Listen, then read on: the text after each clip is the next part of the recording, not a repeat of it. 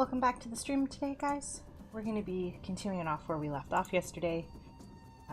Hopefully we can actually do something and not lose so horribly. I'm going to spend some karma, figure out something I can do. Shotgun's already max. That's maxed. That doesn't help me.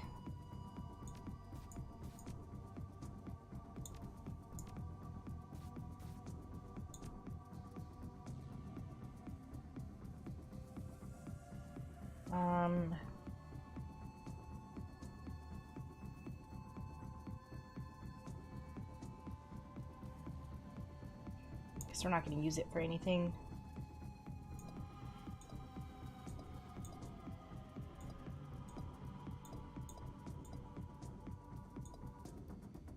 Okay, guess it's a go. Oh,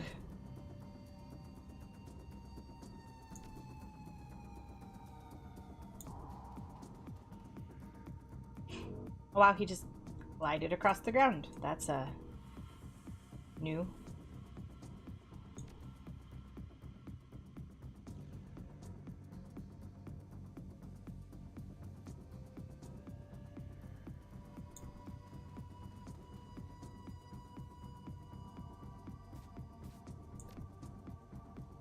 Oh wait, no, I should totally reload this.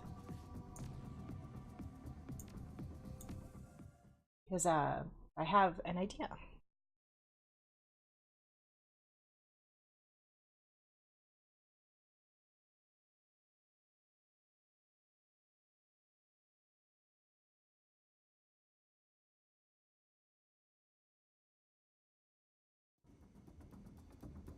Okay. Cast Bun Speed on Eager. We're gonna cast Please Don't Miss on Eager. We're gonna take Mr. Dude, bring him all the way down here. Gonna take Glory, bring her there. I'm gonna take Eager, bring her there. Take Dieter, bring him there. So Eager should be able to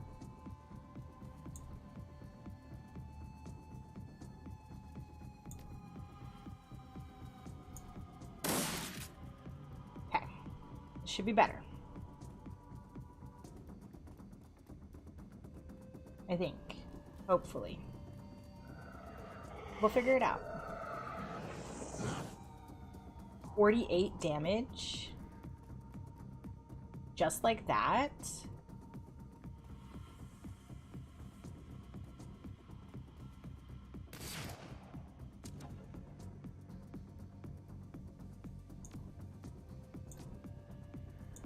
I can't believe that just happened. Like, seriously.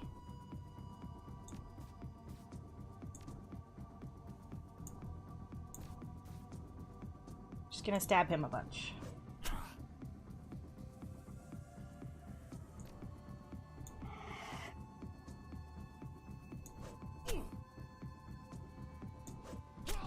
Okay, good.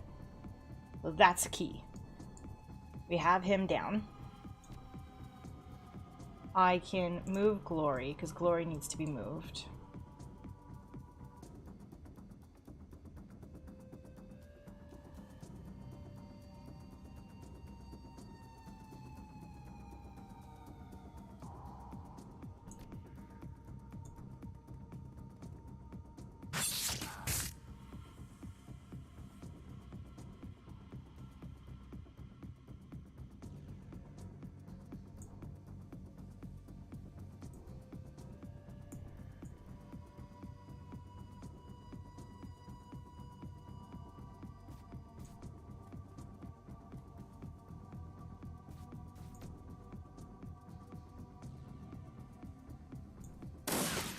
Oh, I didn't want to hit my guy.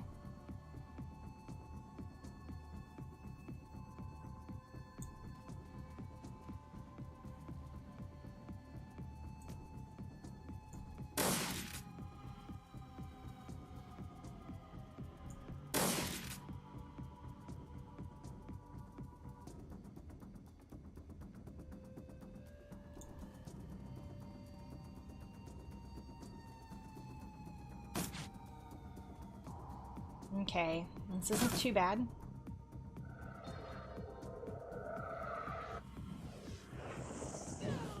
That's really bad.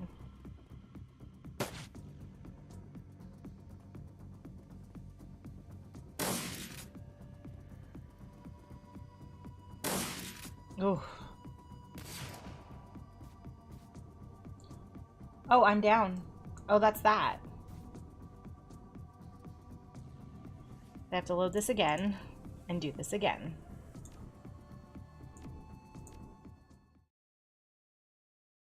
I'm a bit over it.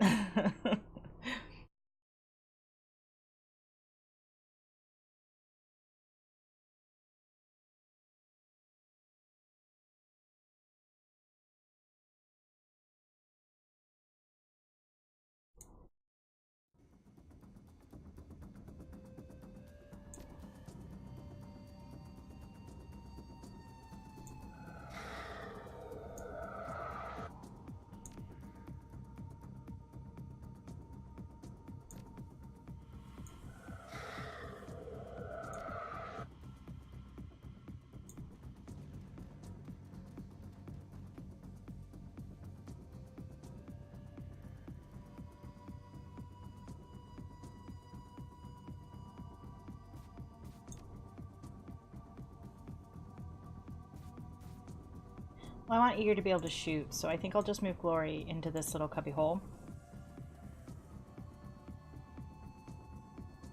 Eager is going to move here.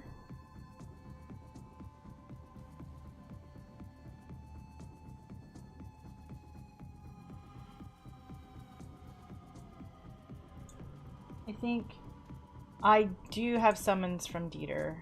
I think...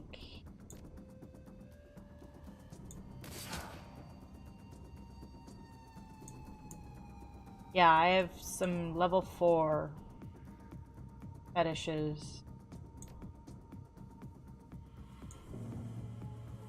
You can try that, but this rate, I don't know if they're going to be useful.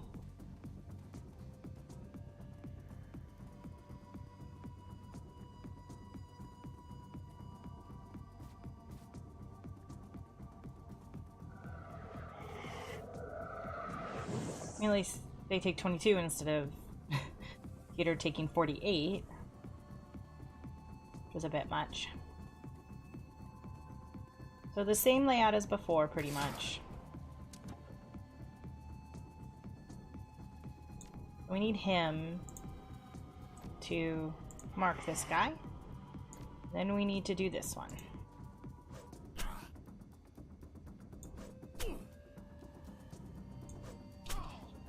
Okay.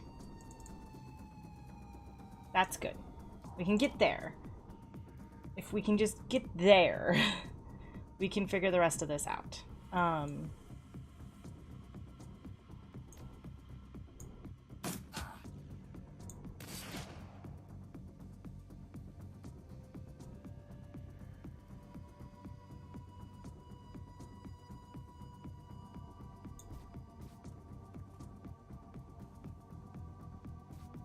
I don't know what to do with Glory.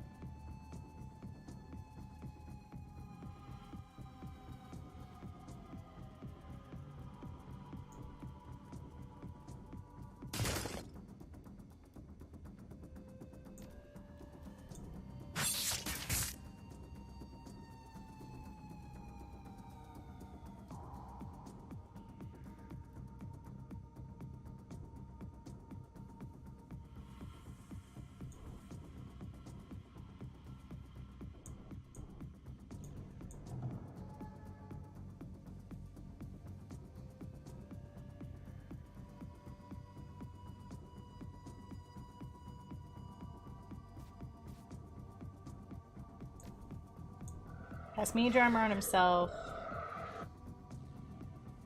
And then we're gonna punch this guy. And we're gonna punch him again.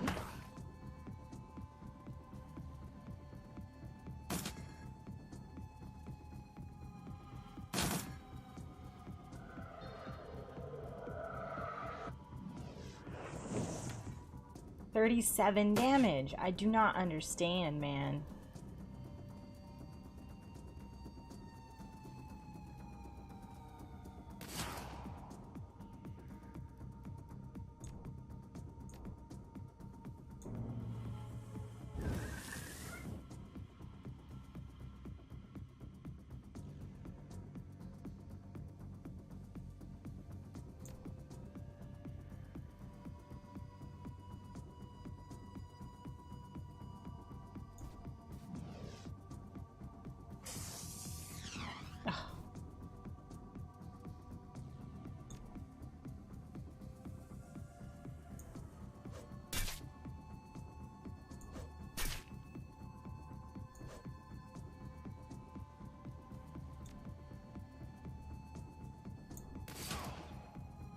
Not having that mage anymore.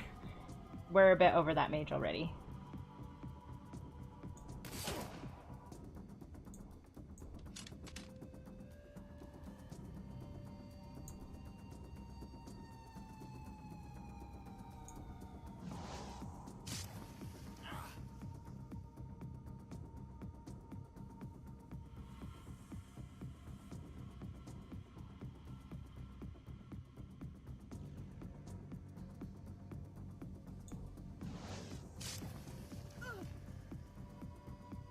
I wish I could choose from where I could attack, you know?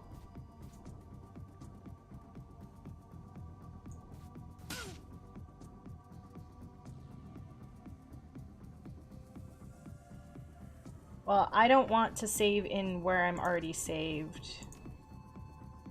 So we're gonna create a new save. Because I like where I'm quick saved. So, because I would rather make a manual one for that for sure.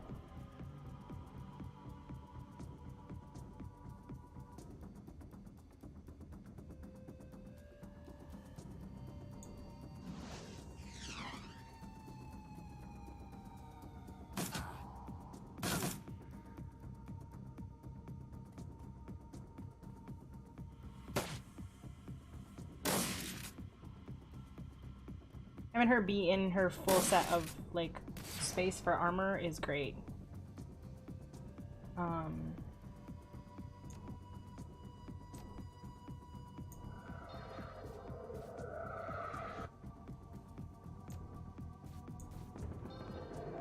Okay, that didn't... Well, I don't know why I chose to do that. My brain was like, that'll work. It will not, in fact, work.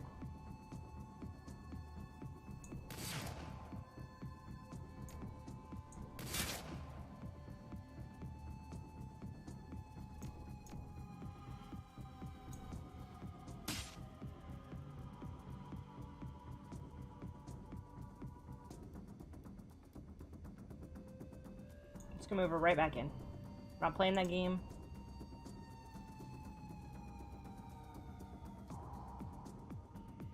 This guy should die on his own turn.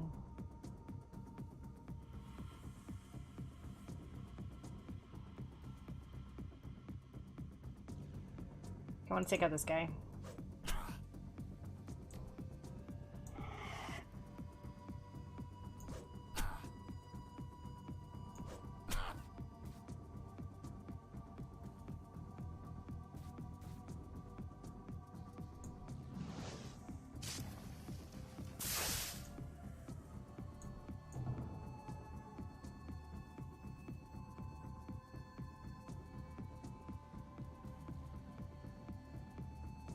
Yeah, I'm trying not to miss anything.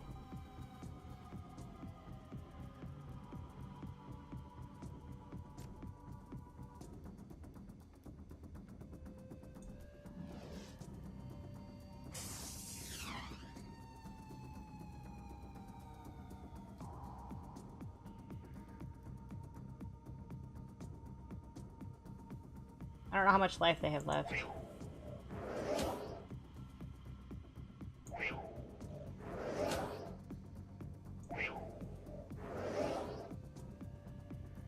My turn.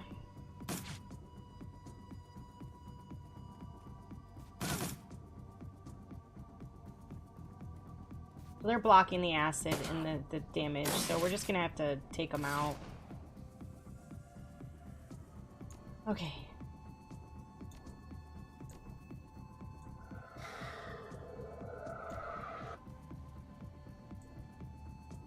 Oh, I can't heal her. Okay, that's great.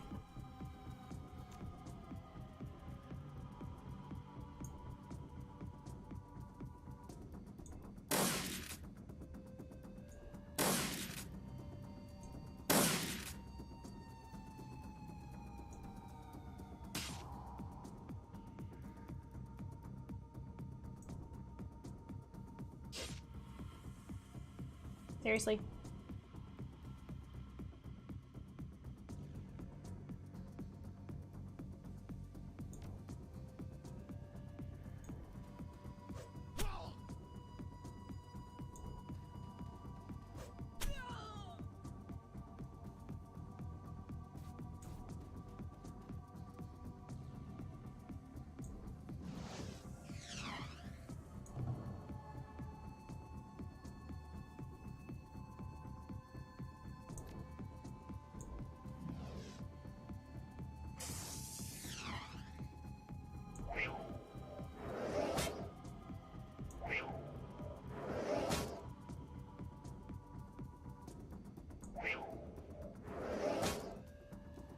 Okay, so it's just the armor. And that in fact he's in full cover. Okay, so they're just gonna you're gonna enter here. This is gonna be really, really bad. We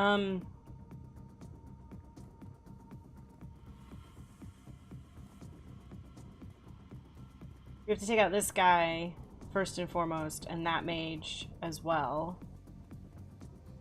And not bundle up any way, shape, or form.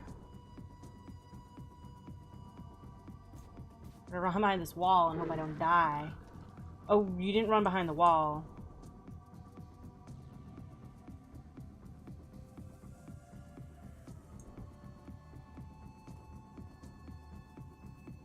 Well, I think that's game, more than likely.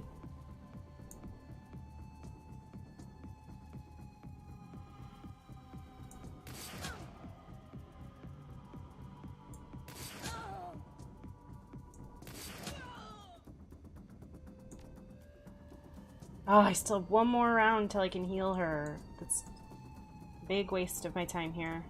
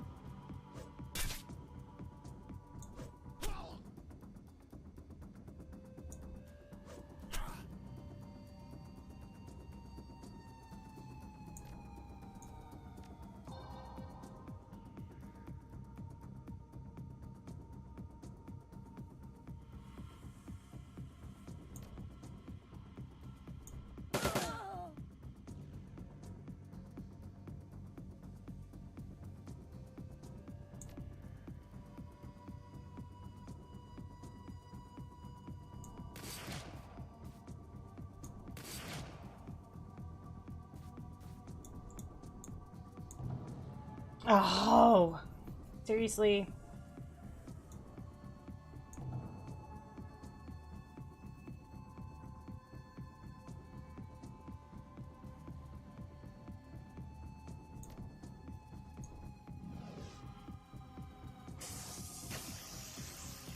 That's perfect. We won't have to worry about that guy, hopefully.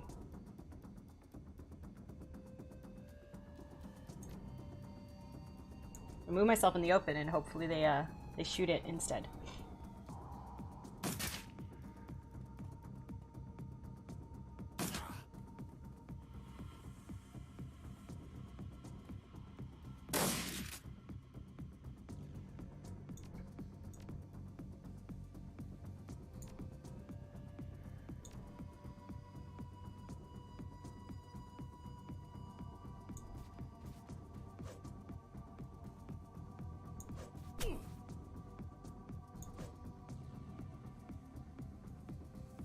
Big waste of my time there.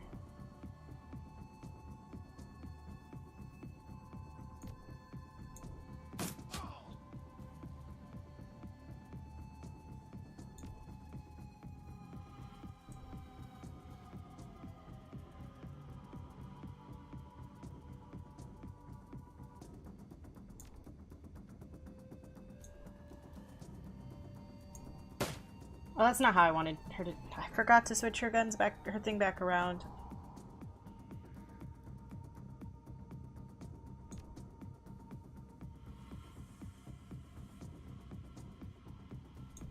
I can try and hit.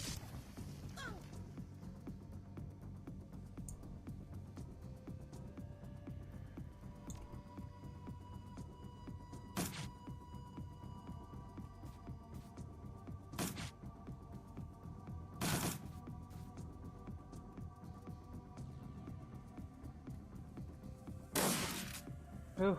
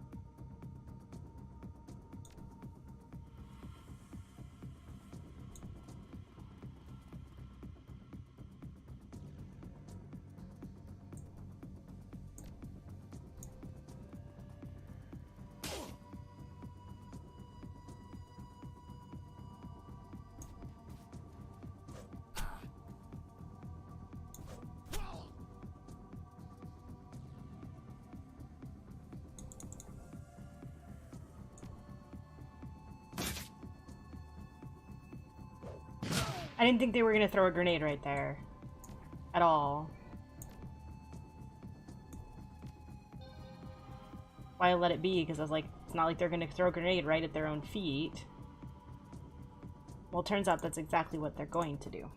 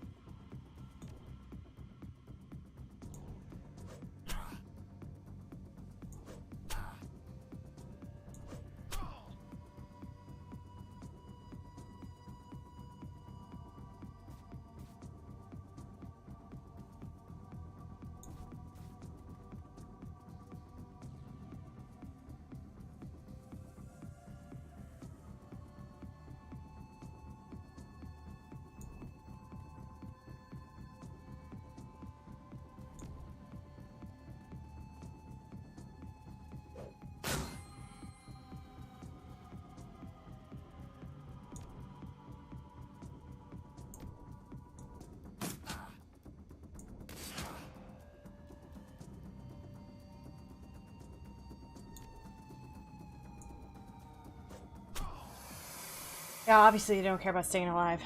Okay. We did it.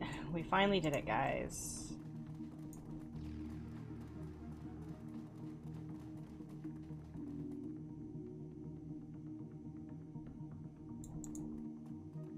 Thank you. It was a bit difficult.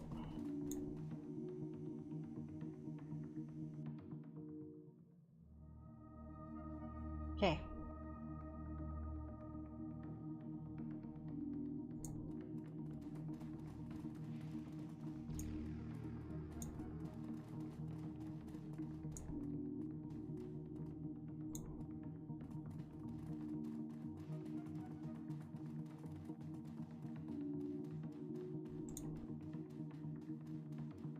What's the cutscene now? You step in the garage, prototype in tow. Mr. Schmidt van awaits. Decision time, boss. He shakes his head. Can't say that I like the idea of handing this thing over to Schmidt. Lord knows what he's gonna do with it. Dietrich's right. We're not talking about a piece of merchandise. There's a living troll buried underneath all that chrome. It's your call, boss. Can't say I envy your decision. I was always gonna free him.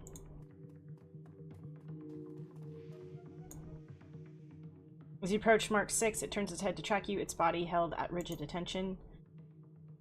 Have Glory disable the Mark 6 control circuits. Alright, I'll see what I can do. Glory takes a moment to examine the protrusion at the base of the Mark 6's spine, then she pops the case on the Cyber Zombie's control unit. Her sculpted fingers flick in the dance in MK6's circuitry.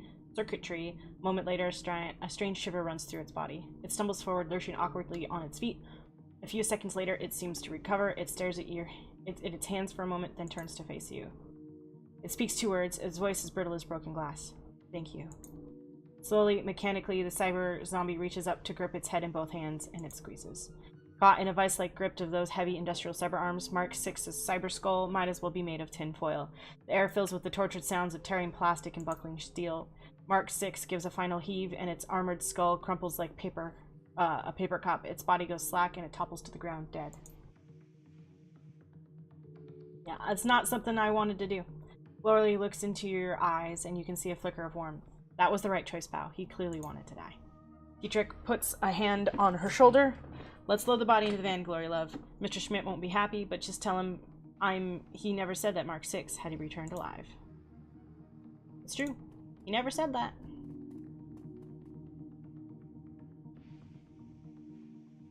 The back of the van is easily roomy enough to hold the corpse of Mark 6. Let's send the corpse back to the client.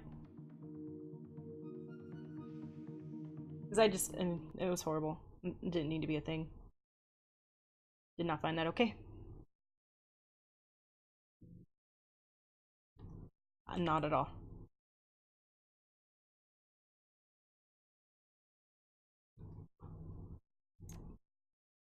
I can't believe that took us half an hour. Your comm link buzzes. A quick glance at the screen tells you Amazel is on the line. You pick up. His voice fills your ear. Pow, I trust that I'm catching you at a good time. Good time is any. What's up? I made contact with another prospective client, a rather elusive woman of Atlaner descent. She calls herself Frau Mueller. What's the job? She will not say, not to me at any rate. She has insisted that she will speak only with you. She wants to meet you in half an hour's time at the location of your choosing. I'll meet with her. Very good. I will instruct her to come to the cruise bazaar. Where would you like to meet?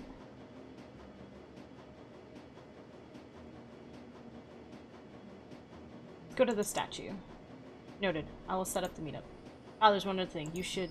The comlink cuts static. A moment later, the lights in the U-bound car flink and wink out. You hear the screeching sound of steel on steel, and the train grinds to a halt. Well, that's great.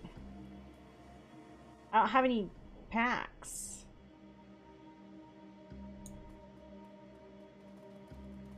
I don't have any health, man.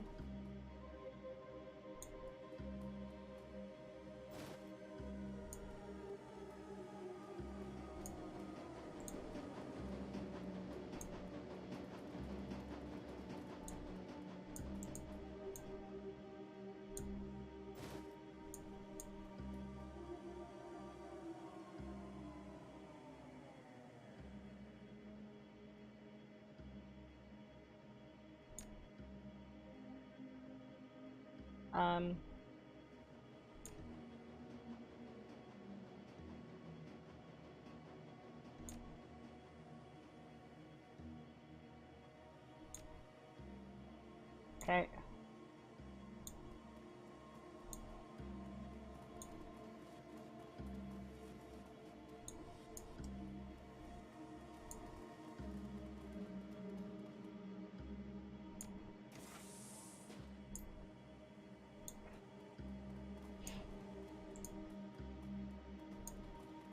Lovely.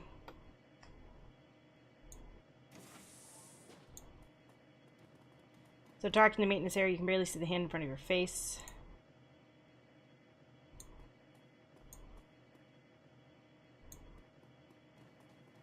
Sorry, I know this is bad viewing. She pops the door open.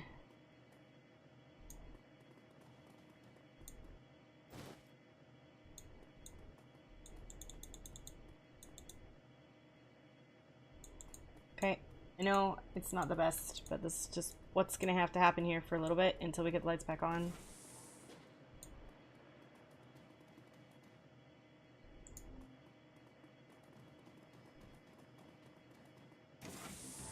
Yep. I knew they were there. I could see him, but whatever. Okay.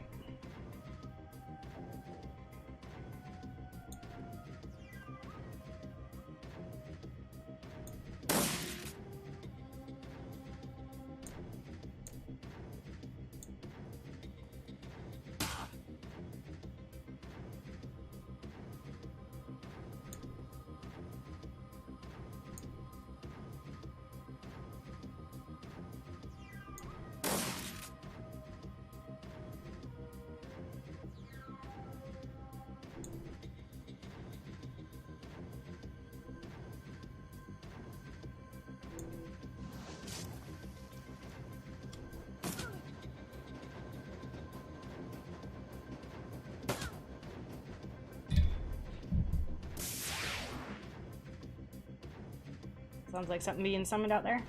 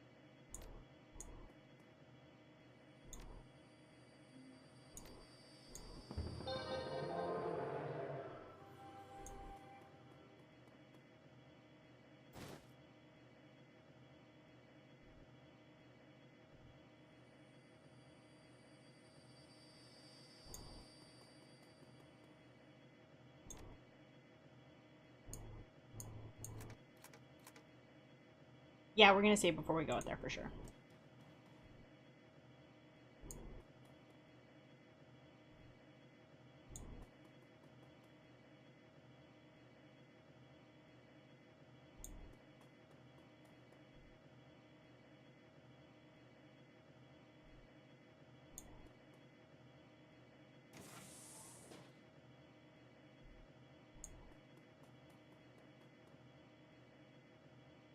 Hi.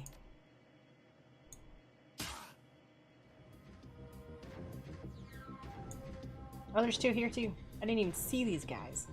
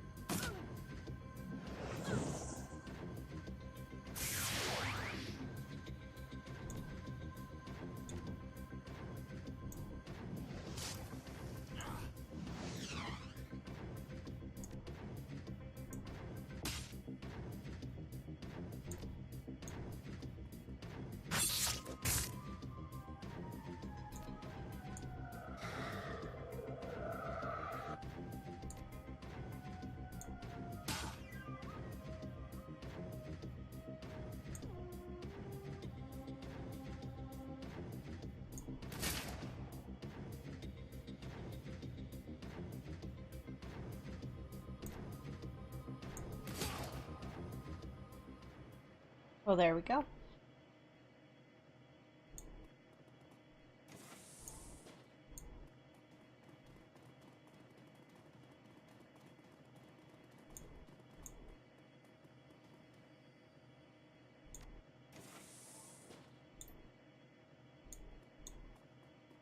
like it was important to clear the path for the train. There we go. So it was just like as if a hit was put out on me or something.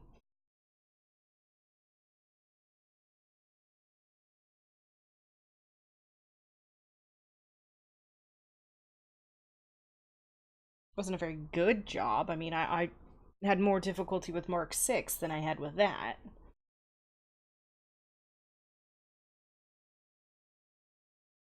I think it's important in time now for me to get some spell casting so I can heal. Having 2 heal spells and a bear is a good thing. And I just need to leave decking alone. I'm not gonna get anywhere with that anytime soon. Like at all, probably.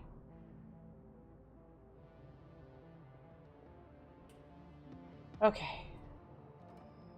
We're gonna return the thing. We're gonna do some stuff.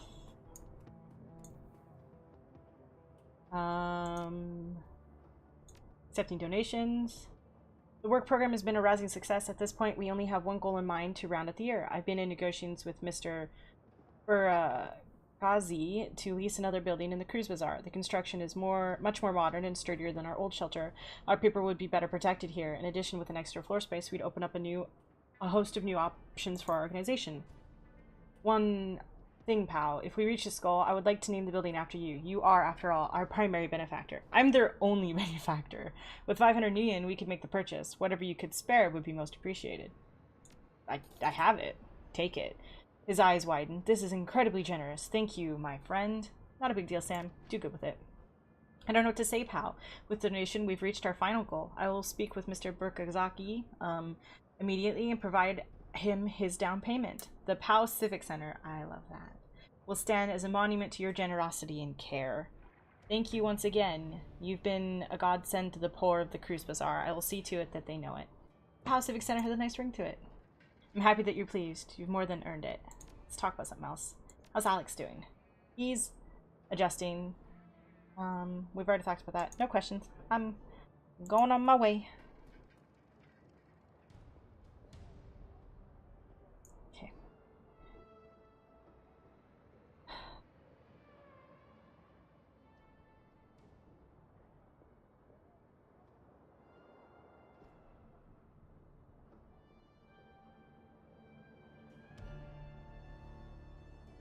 We're gonna do that one.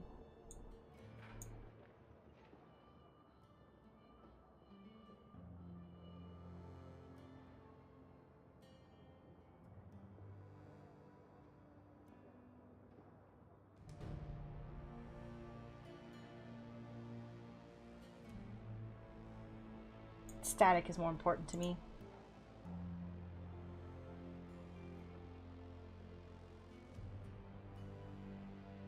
Done. Revive is so important.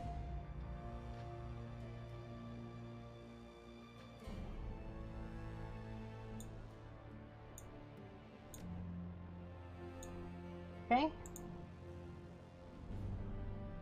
Yeah, it is pretty excited. I love that. So let's talk to Lane. Even from a distance, it's clear something's not right with Lane. Coming closer, you see dried blood on his face and clothes, as well as a few discolored blotches that pass for bruises on troll skin. More noticeably, there is a considerable damage to the man's prosthetic leg, which is now he tends to use with his tools, as antiquated as his leg itself. What happened? Nothing, it's nothing. Someone comes at me, thinks me weak, and I show him otherwise. Leaning to one side, his crutch is caked with more blood and what appears to be bits of hair. Tell me who did this. There's a punk with some bad ideas. Forget about it. Are you sure you're alright? I've suffered far worse, as you might imagine, and I don't need anyone or anyone else babying me. It's the second person in this bazaar that has been beat up. I'm not having it. I'm not having it. The girl stares blankly into the vacant sky. She's still sporting a black eye, and there's a fresh tears on her cheeks, but she doesn't seem to notice them. Kim, are you alright? She shakes her head. I don't know. Have I ever been when I'm me? She then lowers her gaze from the heavens in regard to you, her eyes showing slightly more clarity than before. Been thinking, remembering, wondering. Do you want to talk about the black eye now? Zach said not to. He said I might get hurt again. What did he do to you? What? No, of course not. Zach wouldn't hurt a fly. But the man who did this knew Zach. He said that they used to work together before they came to the cruise bazaar. The man said he wasn't allowed to stay because of Monica. She said he was bad for the cruise bazaar, and the man didn't like it. Now he wants to come back. He wants to be the new Zach. He told me he had better stuff. Let me try it. But then, she touches his finger to black eye. He said to tell Zach that he was coming back to take what was his. I won't let him come back. If you say so. So what have you been thinking about? Kim hugs herself tightly around her midsection, drawing herself in and doing the impossible of making herself even thinner. I'm not sure I want to talk about it. I only ever talked about it with Monica. I'm here to listen, just like Monica was. Okay, she takes a deep breath to ready herself and then bites a lip as her eyes search the unseen. Monica said I would forget. She thought the Sims might help. In there, I'm strong and I never lose to anyone. But then I come back out where childhood play in the streets, and I remember when I see Dr. Ezekiel, and I remember. He was mad at me for losing her. Now I don't know if he even remembers. He looks right through me. But I did what he told me. I saw him every month. I took medicine. I got as much food as I could. But he said it wasn't enough. That I would never be.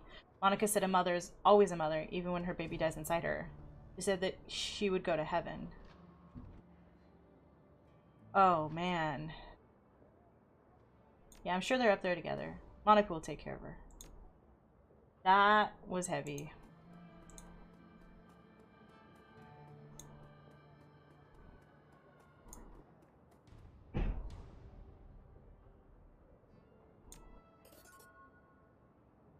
Okay. Walk away now.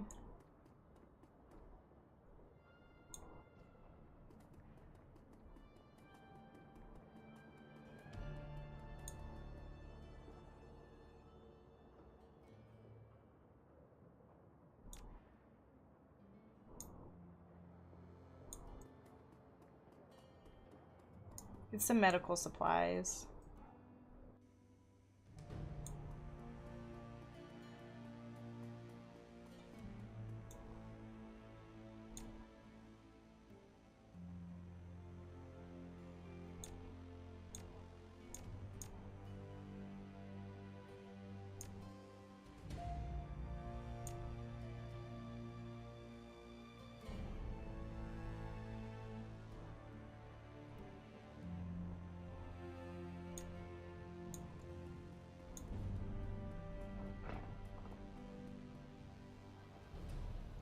I'm gonna go over to Algernon.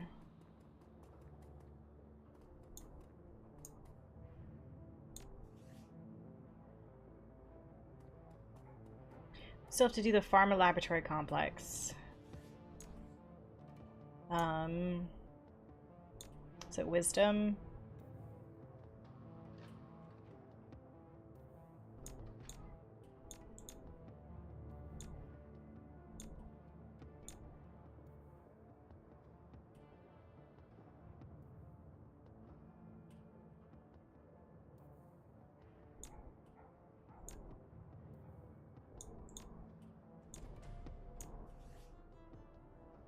Okay.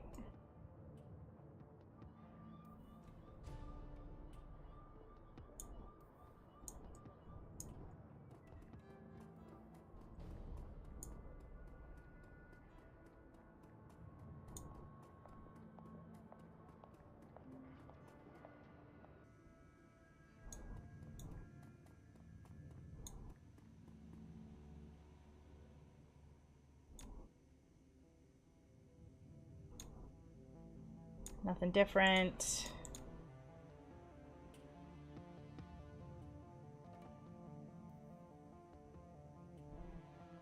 That's what I want.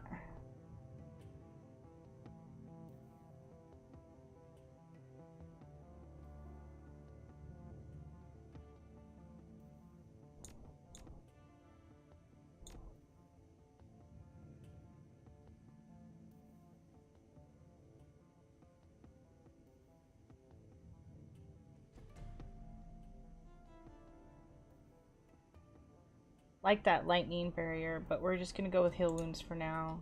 We're gonna skip on the fetishes because I don't have the money. If he has anything else to say. Yeah, heal wounds too. I just can't afford it.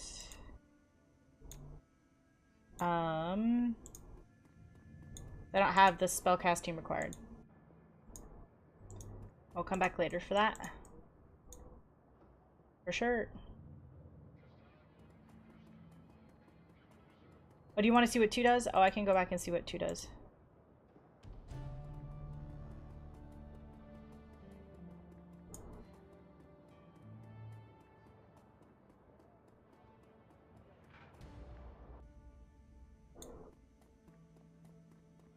Just glad chat's working today.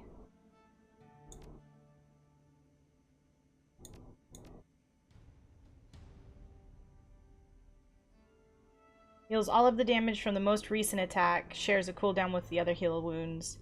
And heal wounds does... I have that on me.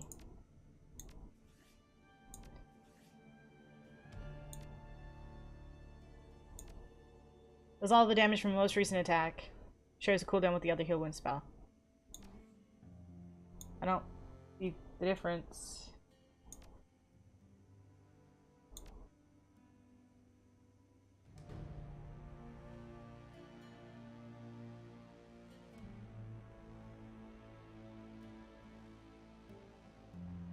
Exact same spell.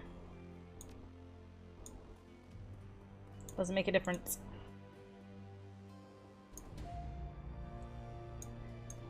Oh. I guess less cooldown, but that's like 1 turn, and it just doesn't matter. I have 2 people with heal wounds. Okay, let's come in here. We're gonna quick save, go through all the talkies, figure out what's going on, and go from there.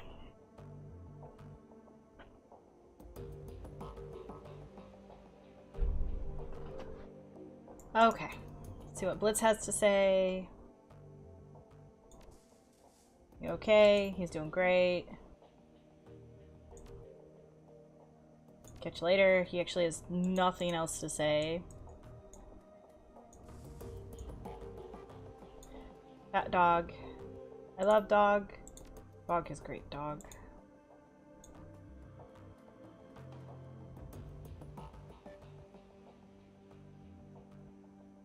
Have you ever heard of an organization called the Lodge?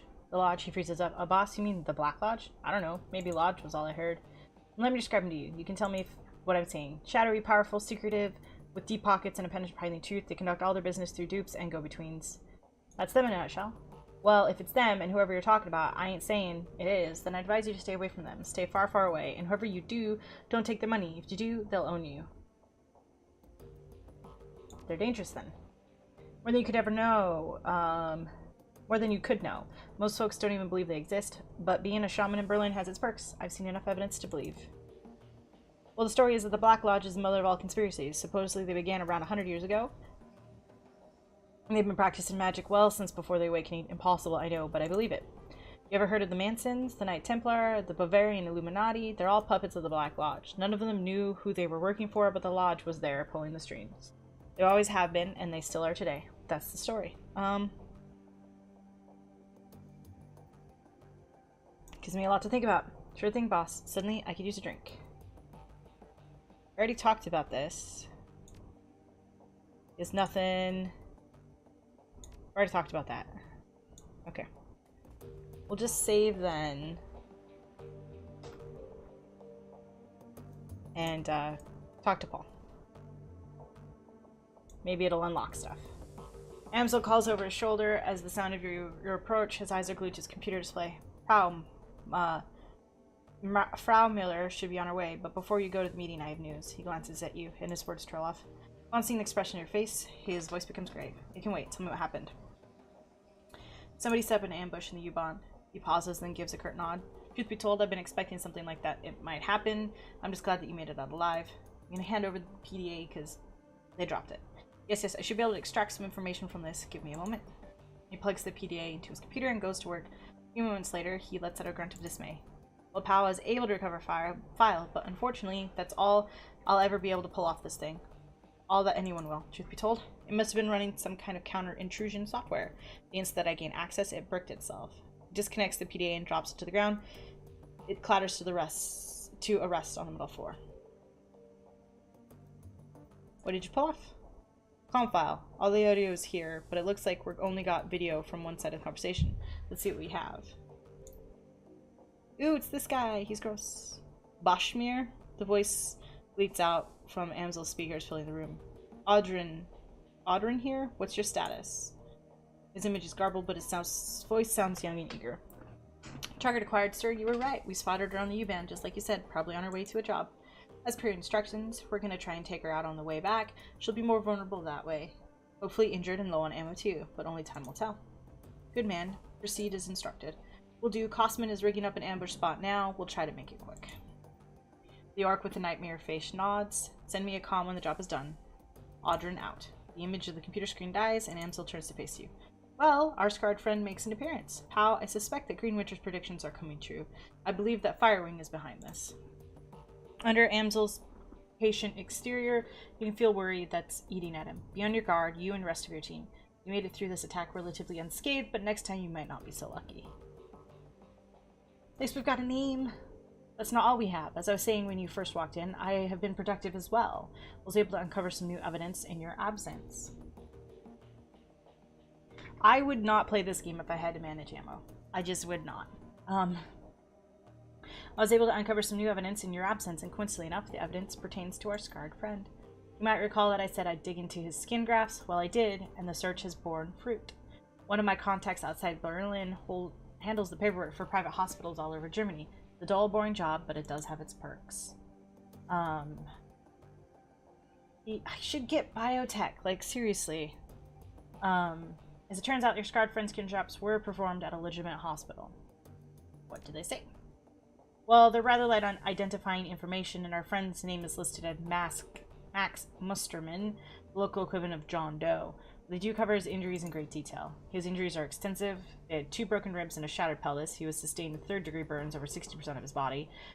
Most damningly of all, he was suffered from acute radiation poisoning. His body has absorbed over 5,000 millisieverts of iodizing radiation, a lethal dose without treatment. The information dries up at this point. We know that he was treated and discharged, but what happened afterwards remains a mystery. Your thoughts? Hold nothing back. I'd like to hear everything that comes to mind.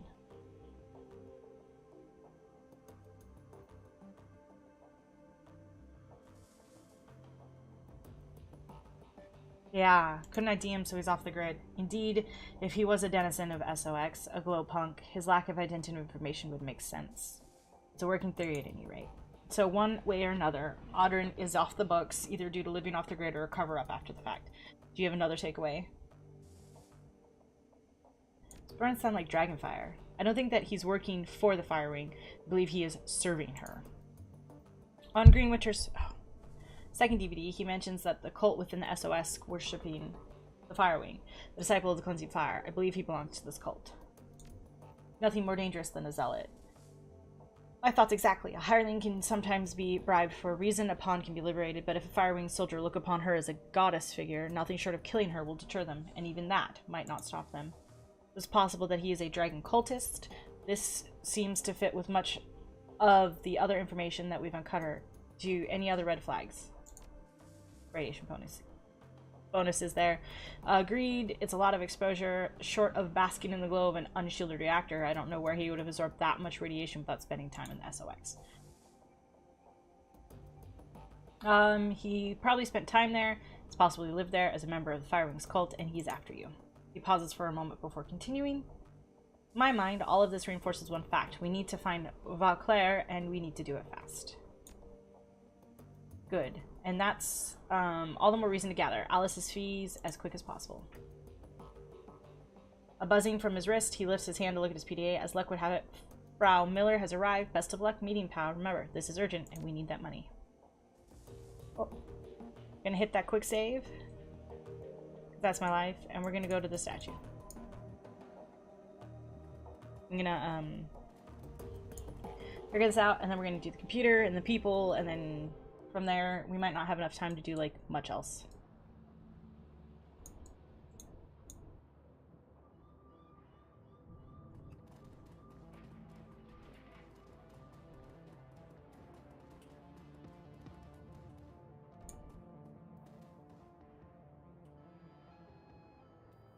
Set against the frozen cobblestones of the empty park, Frau Miller looks entirely out of place. She suppresses a shiver and hugs herself for warmth.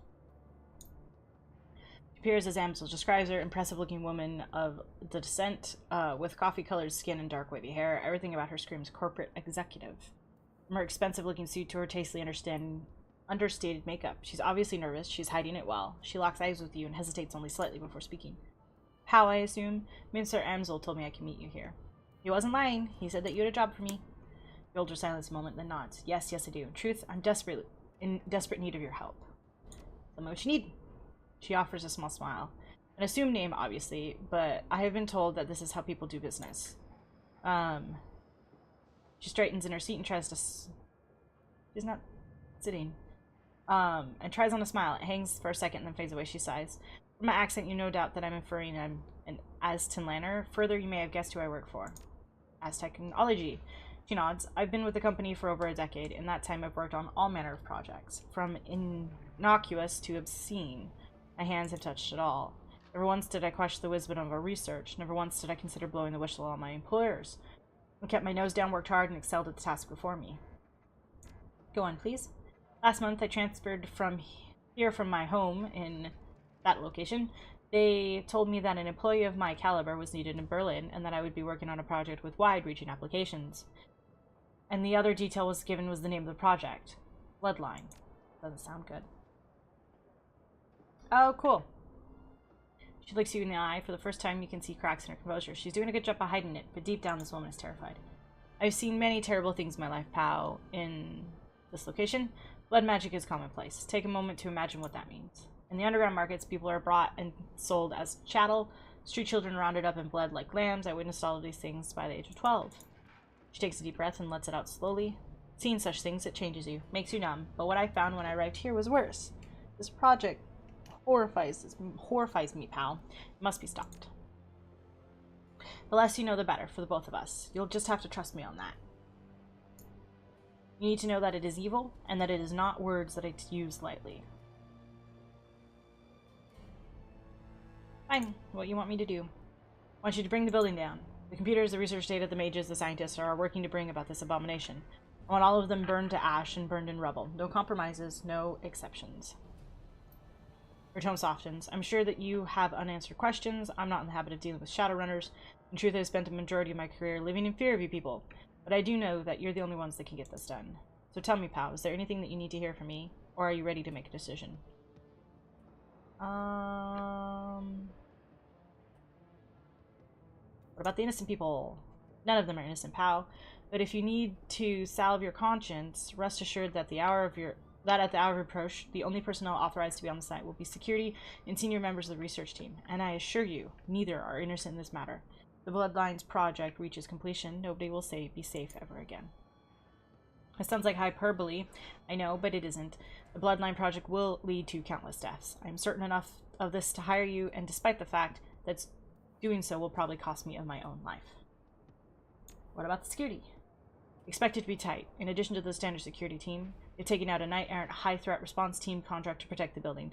Corporate doesn't seem to mind contracting a competitor for emergency response services. There should have some indication of this uniqueness of this project. At any rate, I believe that I've come to the solution to the errant knight problem. We'll discuss the matter with Mr. Amsel if you decide to take the job. How do you expect me to level the building? You don't need to. All you need to do is get a component decker. The facility is powered by a number on-site generators. There are safeguards in place to prevent them from overloading. In the event of a power spike, the system is designed to shut itself down. But I know how you can disable those safeguards. Once the generators begin to overload, you'll have a limited time to reach a safe distance. The explosion will be quite catastrophic. Okay, compensation. 36,000 nuyen, as I told Mr. Amsel. That's what I have allocated for the job. That's fair. I've reached my decision. I'll take the job.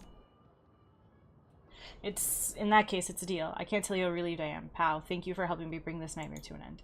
I will iron out the remaining details with Mr. Amsel, and he'll want to talk this over with you anyway, I'm sure. You're a good woman, pal. You're saving more lives than you know. Q.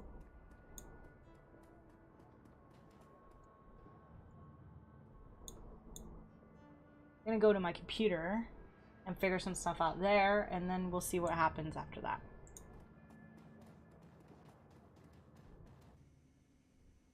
Because we're in one of those situations where I have too much going on at once. I just feel like I'm just like all over the place.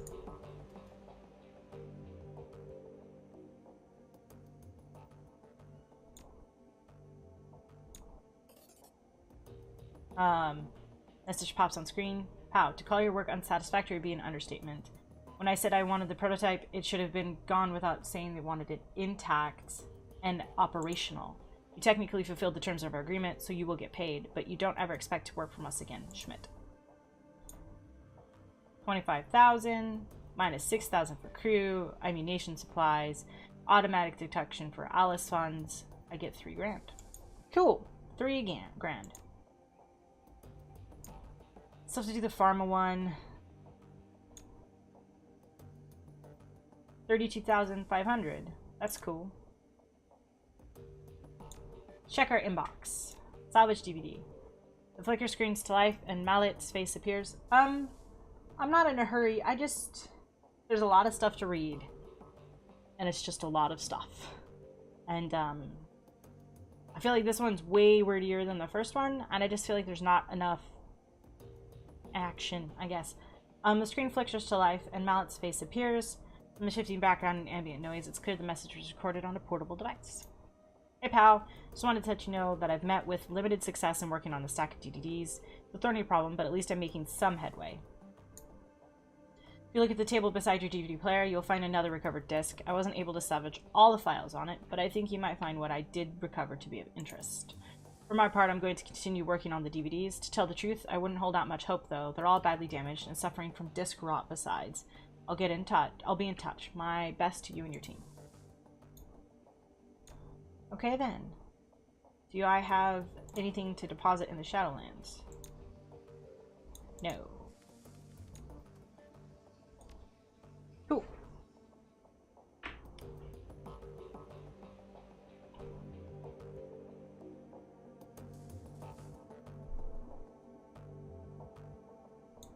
See if Eager has anything to say. And also, it's like, this whole thing is like, do a mission, and now I have to check back in base with everybody, which is a lot of base checking.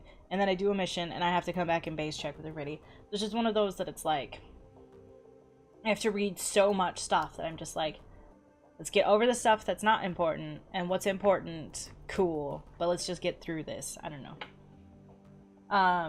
She offers a shallow nod. Pow. Do you trust me?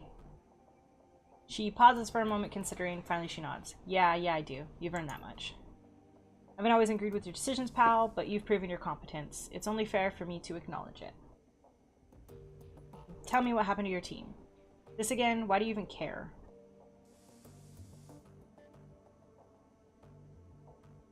I think it's because it's pretty clear that if you'd had your way, you'd still be with them.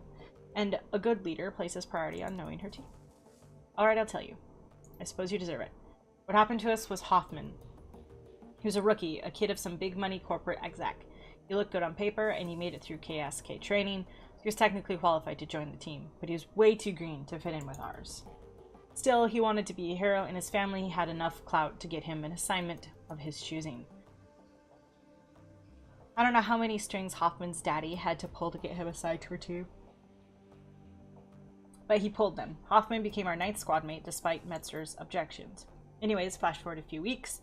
We're closing in one of Russia's mob's major trafficking operations. They'd been using a series of warehouses 50 miles from the border and staging areas for their convoys. Women and girls from Eastern Europe were being housed there. When the convoys came, they'd be crammed into car containers and hauled across the borders into Germany. Go to any brothel along the border and have a look around. Chances are you'll find at least a few girls who spent some time in those warehouses.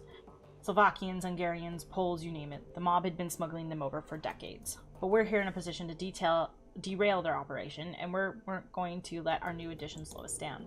We hit them by surprise, and we hit them hard. Fisher and Braun managed to take down the Banshee that they had patrolling the site. Wolf had reconnaissance drones overhead, providing battle tack feeds for the rest of us. We picked off their gunmen one by one. They had numbers on us, but they didn't know where to hit us. We had eyes in the sky, we had cover and concealment. Every time they thought they had a fix on us, we'd shift positions and hit them again. It might as well have been fighting ghosts. Then Hoffman broke cover and gave away our position. After that, it all broke loose. Wolf was down first. The sound of it will haunt me for the rest of my days. An explosion, a choked scream, and then a long, drawn-out gurgle sound. When he died, his drones went down with him, and there were too many hostiles to track without them. I'll spare you the gory details, pal, but to suffice to say that my team was wiped out. I watched Metzger die. With a visible effort, she clamps down on her emotions and calms herself. When she speaks again, her voice is flat. I took 3 rounds myself, had to drag myself back across the Oder-Neisse line into Germany. I almost died. So that's the story. My KSK career died with the rest of my team. Our mission was illegal after all, off the books. There's no going back for me, so I wound up here. She looks you in the eye, her tone is impassive. Did that tell you everything you ever wanted to know? Fearless leader, are you satisfied now? Yes. So tell me, what's the takeaway of my tale of woe? I figure you've got to have one.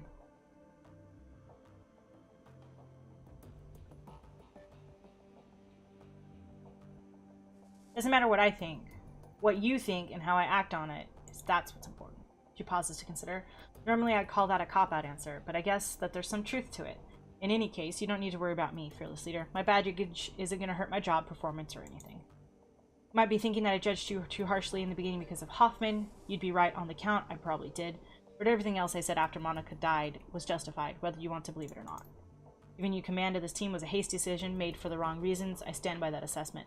But between then and now, I've been watching you like a hawk, and you've grown, pal. Which doesn't make any sense, because I've totally played it the same way. You weren't the right choice to lead before. I still believe that, but you are now. Thanks, Eager. Good talk. Talk to Glory, get her story out. How? It's good to see you. You too, Glory. How are things? You know what? I'm happy. Actually, for the first time in a long time. I have to thank you for that. You ready to tell me about the crime you're sporting? Be patient, pal. The explanation for that is coming. I'm not sure you're gonna like it, though. I hate how I have to drag it out of her, like, every time. Like, she's always like, I'll tell you when I'm ready. And it's like, I don't know. I just find, like, this is, like, a big screen that's, like, a waste. Glory looks troubled, more than you've ever seen her before. Whatever memory she's dredging up must be exceedingly painful. Not gonna lie, haven't been looking forward to this, but yeah, it's time. Hal, look, I'm gonna tell you about some things about myself that might change your opinion of me. It's entirely possible that you're gonna hate me based on what's coming up next. I accepted that, and if that's what happens, I sincerely believe that I deserve it.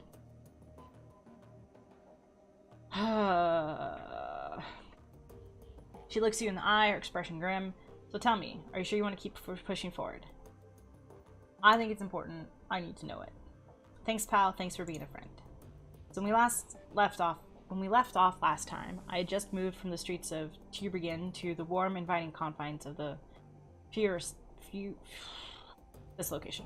Marta and I were happy for a little while, and Harrow embraced me as a long-lost daughter.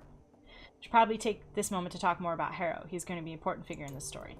I don't know what age he was. He seemed old enough to be paternal, but young enough to... Thank you, Fire Pit. I totally forgot what I meant. Young enough to hang with kids, or something like a peer level. Best guess I'd say he's in mid-20s. He was handsome and well-built, with a neatly trimmed beard and thick brown hair. And there was something else about him, something uncanny. He had this charisma. Raw, magnetic attraction that made people just latch onto him. I saw it over and over. All it took was a few words and a pat on the shoulder, and Harrow had a new convert. The other kids at the farm followed around like a lost puppy. As much as I loved Martha, as much as I thought she loved me, we all forgot about one another when Harrow was around. All we wanted was to be close to him, to be a part of his inner circle, and soon enough we were. As a girl of 17, it was all terribly exciting. Harrow had the rules of living, and that he would teach us. Rules about self-determination, the importance of disobedience. He claimed to have taught classes at the University of Berlin, which he painted as a mixture between an earthly paradise and an anarchist's playground. He told us how Fire Pit would be the focal point of a new movement of children for the fatherland. He told us that we were special. We ate it up, of course. We were kids. Sounds horrible. For those of us in the inner sanctum, Harrow would share even more. He had the power that likes of which I had never seen. Not my father's drunken fists or my own childish experiments, but genuine, incredible power. He said that it came from an honored god, an ancient deity that he venerated. It was the Horn God, not honored, horned. He knew about my latent abilities right away, and he offered to teach me. Naturally, I accepted it. Sounds like a cult leader. You're not wrong there, but it gets a whole lot worse than that, and you'll soon see. Glory sighs. Hang with me, pal. Rough waters ahead. So I became Harrow's apprentice. He taught me to channel magic and summon spirits. He taught me rituals and pagan traditions, Machiavellian philosophy, never mind, can't pronounce it today, and Nietzschean ethics. Above all, he taught me to connect with his horned god, and through that I learned power and ignorance. Arrogance. It was all downhill from there. For the next few years, I lived at Fire Pit as Harrow's enforcer and right-hand girl. I was also his sometimes wife and concubine, but that was a distinction that I shared with all the girls in the commune, including my beloved Marta. I came to learn that she'd been his long before she met me, but by this point I didn't care. I embraced the rules of living, and I was Harrow's creature through and through. I didn't ask questions, and I walked the path that was in front of me. Other fun facts of those years, I learned cruelty. I had power now, and my new idol encouraged me to use it. Harrow did the same. Only children who didn't pull their weight were subjected to my tender mercies, and I was anything but tender. I took what I wanted rather than asking for it. I liked it, and it was fun. I also came to learn that the Harrow's horned god was not the Viking first worshipped by throwback cults across Germany. It was certainly a god with horns, but it came from an altogether different tradition. Care to guess? The devil? Was magically in the magically activated community, we refer to him as the adversary. But yes, the same being, more or less. So my idol, the ancient deity that was feeding me my power, was the antithesis of everything that is right and good. And you know what? I didn't care. In our time together, Harrow and I committed more atrocities than I could count. At this point, I was on to all of his tricks. I knew that Fire Pit was nothing more than a honey trap, carefully designed to lure local children into my master's clutches. I knew that the kids who seemed resistant to Harrow's brainwashing techniques would wind up fertilizing the garden. I knew that Harrow's entire manifesto was BS. I knew that through it all, Harrow and the adversary were laughing because I was laughing right there beside them. I don't want to pin the blame for my decisions on anyone but me. That said, I would like to post that my father's connection to those people might have helped play into my willingness to serve the adversary. In my warped, indoctrinated little brain, I equated the church with evil, so the opposite of that I figured had to be, well, if not good, then at least not totally bad. But I was kidding myself, of course. My new deity was very definition of bad. Serving it made me bad. End of story. I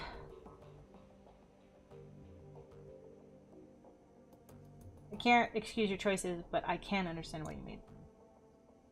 That's big of you, pal. I genuinely mean that. Lori takes a moment to steel herself, then continues on. Anyway, one day, Harrow invited me on a field trip to Stuttgart. Over the years that I was in Fire Pit, the communion had easily doubled in size. I was thriving all thanks to the effort of Marta and the girls like her. Harrow would send the girls out to the neighboring cities to lure in street kids that nobody would miss. He targeted children because they were easy to indoctrinate, and because nothing makes the adversary happier than the corruption of the innocent. We drove out to pick up the new recruits. I was already planning ahead. I was a foregone conclusion, and I would pay my father a visit. It was a foregone conclusion. The irony of the group of these people getting immolated by the genuine servant of the actual devil tickled me to no end. But when Harrow stopped to fill up on diesel, I hopped out of the van and headed out on foot to my parents' place. Harrow wasn't overly concerned about my absence. I had long since reached the point where I could assert my autonomy, and he knew that I'd be back. I wound up at my folks' home sometime around noon. I could hear the adversary whispering in my ear, telling me what to do. I'd long since learned to listen to its voice. It always rewarded me with extra power when I did its bidding. It told me to knock, so I did. The door opened. I could feel a torrent of flames welling up in the astral plane all around me. It told me to channel them into the doorway, into my father, so I did. But of course, the person who opened the door wasn't my father. It was my mother. So I watched her flesh blacken and melt as I heard her scream, and I broke into hysterics. I heard the adversary laugh, and that I realized it was laughing at me. I'm sorry, Glory. He nods. Thanks. We're almost to the end now. Thanks for sticking with me. It was like a lever had been pulled. All at once, the bubble popped. I wasn't a powerful servant or adversary. I was not a Harrow's number one girl. I was a ridiculous little fool who'd willingly tied her soul to the worst thing in existence. Realizing all of these things at once, actually affecting it was something else entirely. I knew that I had to get away from Harrow. That was the first thing to do. So I bit my lip and did my best to ignore the happy babble of new recruits on the trip back to Fire Pit, and I managed to get through the ride without screaming. Once we were back at the commune, I broke into Harrow's safe, stole all of the commune's resources, and ran. I don't know when Harrow realized what I'd done or whether he even cared. All I know is that nobody came after me, so I kept running until I got to Berlin. Getting past the wall was fairly simple, and you know how easy it is to obtain falsified papers. The biggest obstacle was that I faced during my flight was the adversary himself. I could run from Harrow, but how do you run from something that's tied to your soul? Let me guess, the snip. A haunted look in her eyes is heartbreaking. She guesses, gives you another curt, grim nod. I walked into the office of the first street doc I could point. Find. I pointed to all the biggest, bulkiest pieces of cyberware that he had on display, and I told him to put them into me. He tried to upsell me on better merchandise, arguing that I was asking for was old and inefficient, better suited to be installed in a museum than a body. He told me that I'd be shredding my essence, and once it was gone, I would never be able to get it back. I stuck to my guns. After all, shredding my essence was the whole point. Glory looks at you. Her eyes are sunken and hollow, and the aura of loss about her is palpable. She looks like a woman who's been through hell. That's all for now, pal. You've heard the tale, you know why I'm the way I am. You know the things I've done, and how much I have to atone for. If you still want my company, fine. If I've lost your friendship, I understand that too, but for now, I need to be alone. Well, it's kind of something that I thought.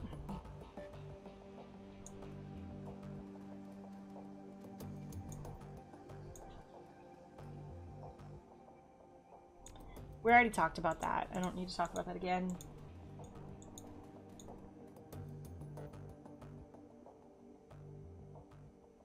Let's watch the third DVD. It says 8/5/2042. I was thinking about Adrian today. He was not as he was when he disappeared, not as the fabled Dragon Slayer or the big-time CEO of Deal Defense. I was thinking about when we were kids. Well, I was always more of a kid than he was, of course. He's 15 years older than me. In a way, he is more like a parent than a brother. Winter pauses, his gaze drops to an invisible point on the table in front of him.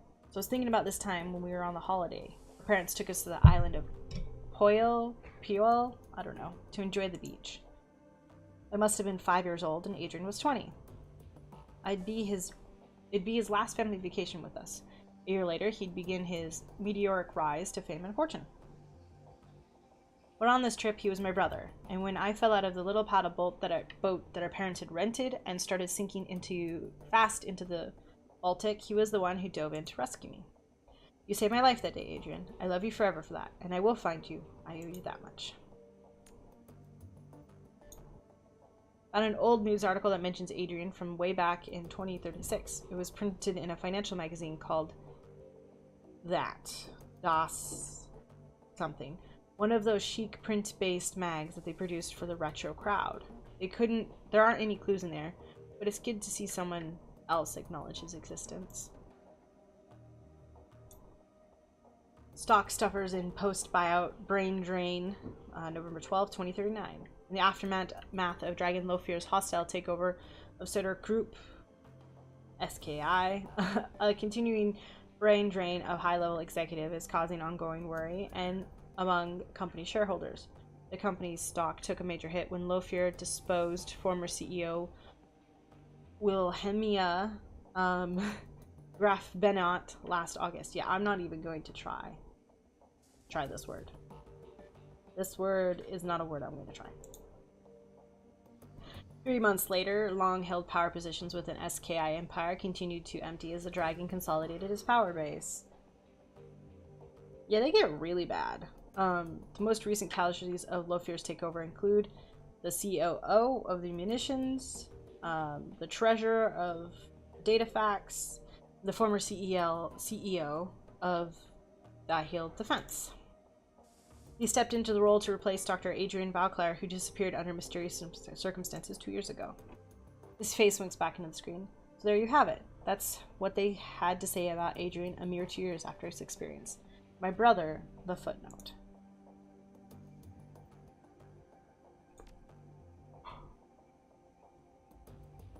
There's a meaningless stream of text. Word old. Mr. Yeah. Clearly corrupted again, doing its thing. Dr. Vauclair, 9/10/2034, it is my sad duty to inform you that by a unanimous vote of that, your position as CEO of Dial Defense will be terminated at the end of this calendar month. Your continued misallocation of company funds to pursue personal agendas cannot and will not be tolerated any longer.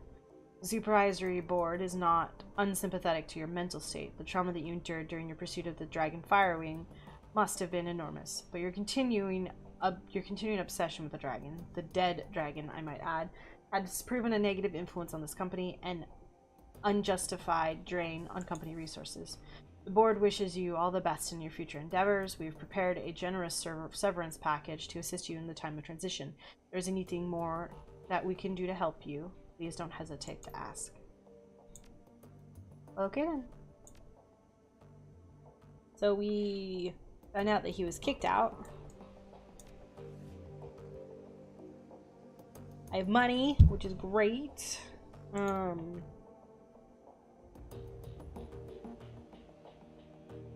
Yeah, this mission item, and I don't know what to do with it.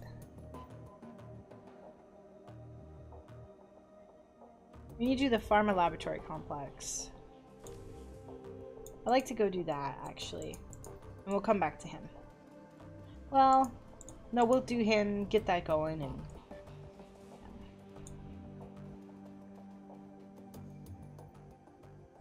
Accept the job. Any ideas how to tackle this? Yes, a few. Fraud Miller's provided us with detailed information on the facility. I vetted the information and it seems to hold up. Oh, the Turk. Oh, thank you. Thank you. Based on the intel, I formulated what I believe will be an effective strategy to bring down the building. According to her intel, the facility is extraordinarily well guarded. Whatever this Bloodline project is, they spared no expense. The facility is patrolled by internal security. On their own, they would pose challenge, but I doubt that you could brute force your way through them. Unfortunately, they will not be on their own. Knight Errant's more expensive security contracts as an additional line of defense. So don't kick down the door. I pulled some strings with some old contacts of mine, and he's provided me with the address of a small software developer, OTK International. They write the firmware updates for Knight Errant's comm systems, and their defenses should be considerably weaker than Aztec's.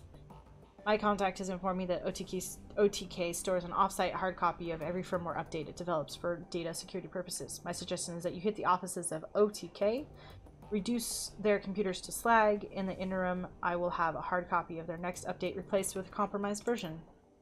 When OTK's next update goes live, our compromised version will be pushed out to Knight Errant. When you hit the facility, I'll be able to track Knight Errant via the comlinks.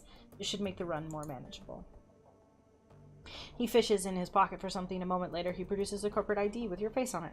This will get you through the front door of the office park that contains OTK International. My contact was only be able to provide me with one card, so you'll need to do the rest. Let the rest of your team in through a side door. Okay. Very good. OTK offices aren't far from here. You should take the U-bomb when you're ready. Cool. I'm gonna double check this to make sure that I don't have I don't have any inbox. Okay. The giggle was my dog. He's laying on his back with all his paws in the air and like, yeah, he's totally asleep. It's adorable.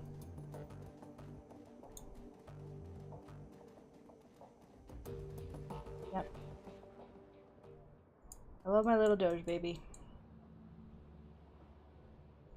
Go here and see if he has any more outfits. Yeah, he is such a good dog. Such a good dog.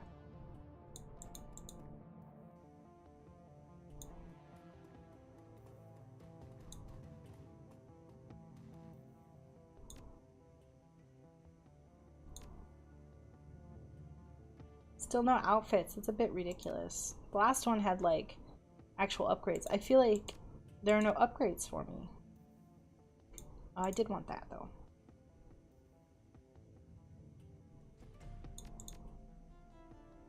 We're gonna skip on all that. I would like to get rid of that so I can sell it later.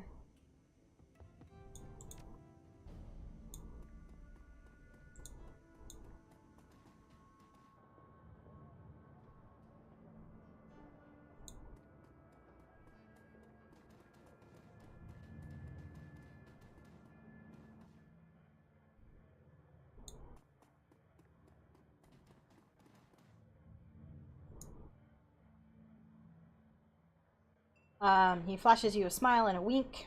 I'm told you've been quite busy of late, O wanderer of the shadows. My street rats tell me that the business is picking up. Is that the woman who's taking over for Monica? Who does it look like? Your Roundtundny, the Pope from the Vatican? Give her a soy calf, a big one, and put it on my account. I like the cut of her jib. A large soy calf. You are the generous one, Goldschmidt. Are you sure you can afford such a gesture? The fat man frowns. And a scone. I was going to say, and a scone as well. Nothing is too good for her. As you desire, O ample one. The man is a moron, but he eats his weight in baklava and pastries, so who am I to care?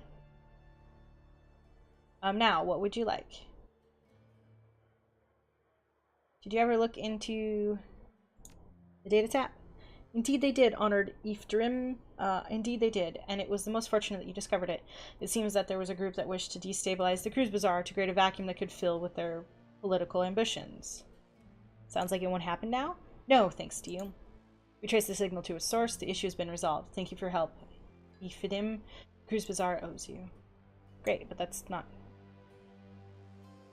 Here, do you want the scotch? Islay, you say. Might I examine the merchandise? He takes the bottle and his smile fades as a moment as he becomes all business, examining it with a critical eye. Then, as quickly as it faded, the huge smile is back. Quite a little treasure you have found. I'm sorely tempted to ask you from where, but in hopes of procuring more, you see. But no, it would not be polite. Perhaps 400? I'm gonna say 500. Thank you, my friend. I have a buyer already in mind for this little gem, or perhaps shall I keep it myself? It is good to always have something special on hand for a celebration. No thanks. I'd like to be going now.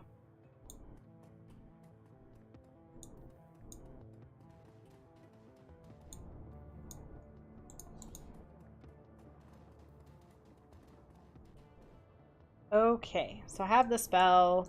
I have some heal kits. I have healing. Let's look at the guns. I think I bought a gun I just don't think I'll ever get to. See what he has.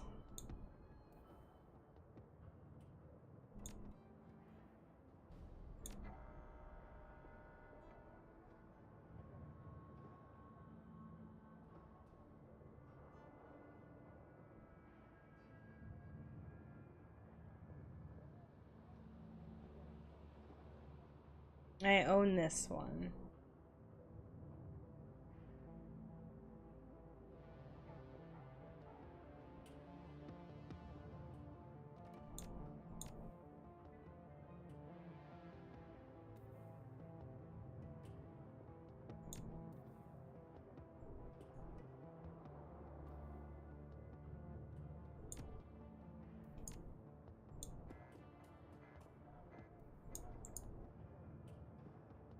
Remember that I had a drone over here or something?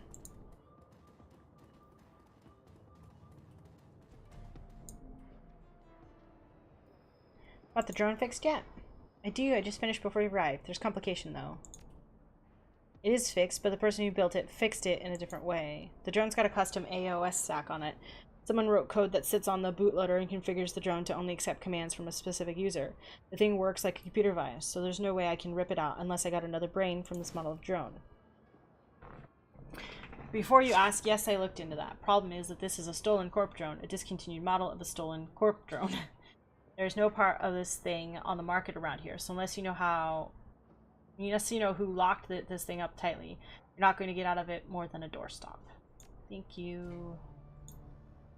Well, I'm glad I didn't have to pay for that. That's stupid.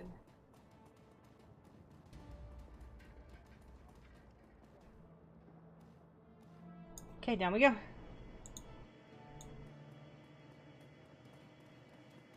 Sorry, he just woke up and he's being adorable. Let's eliminate the loose ends for the botch run. Let's get Glory and Eager and Eager. Oh, actually, exit. I realized I should probably get a deck thingy.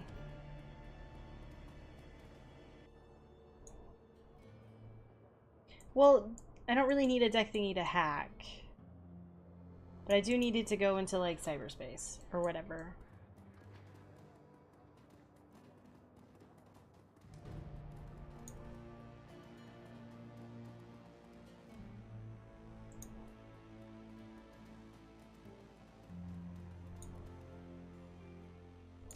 I need cyberware. Let me look through this.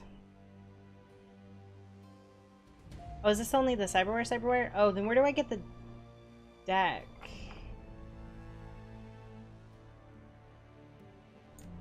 Okay, wrong place. Wait, does he have it?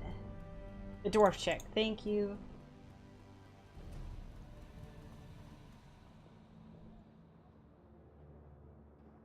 Oh, where I ran away from is where I have to run back to.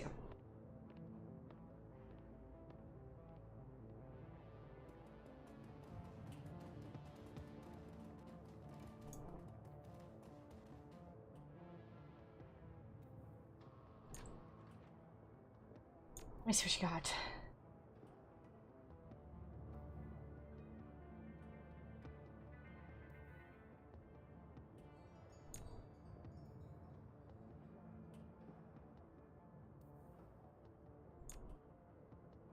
Guess I need something like that.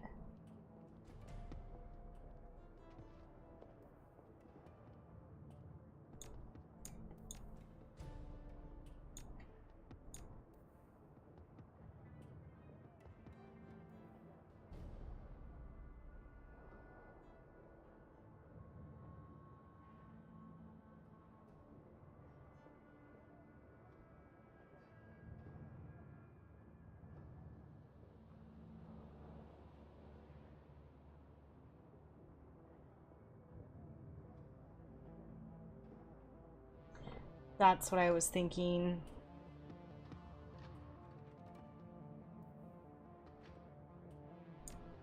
Also that. We want an attacker.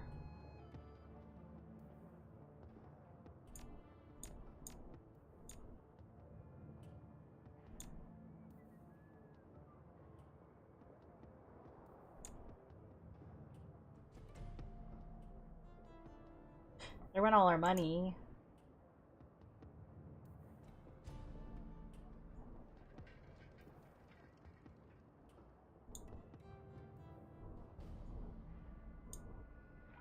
Now, where do we do with these? Where do these go?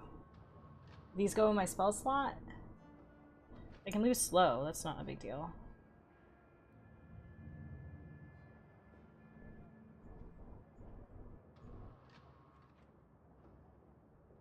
Like, where do these go?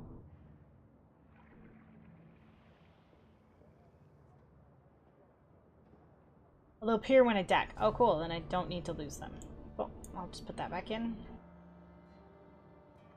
I don't need the grenades. Pretty good with the medkits. This outfit will give me +1 to decking, which is nice. Should have gone Decker, I guess.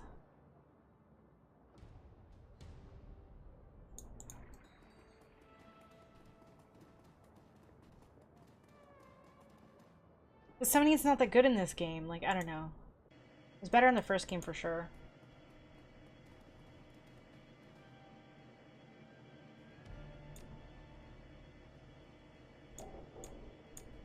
Nope, not Blitz. Yeah, I'm a Shaman Decker with a shotgun. I know, it's so weird. But I like the Shaman spells, but I like the idea of being able to deck, even though I have a Decker. It's just, there's a party room of 4, and I just don't think that's fair to have to choose between decking or not decking, and, well, decking and damage. Because Deckers don't do, like, squat outside of, like, the place, like, outside of cyberspace.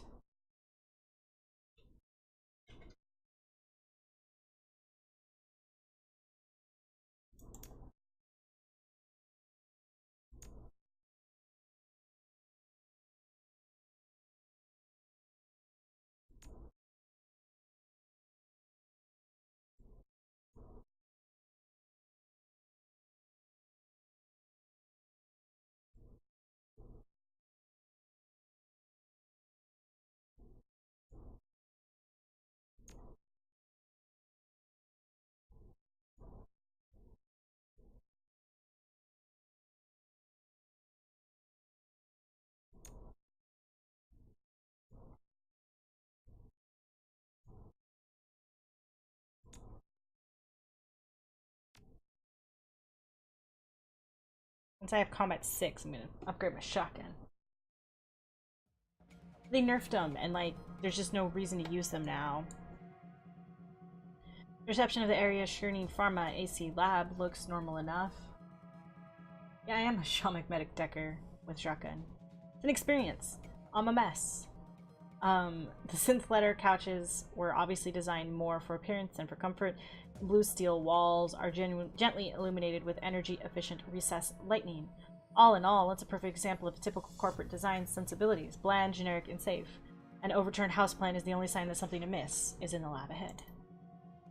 Ready for this boss? According to what Mr. Fuchs, I don't know how to pronounce it, told us the entire complex is going to be crawling with higher security. It's going to be a fight. We can handle it. I mean, I think we can handle it. I don't think it should be horrible. We'll send Eager in first.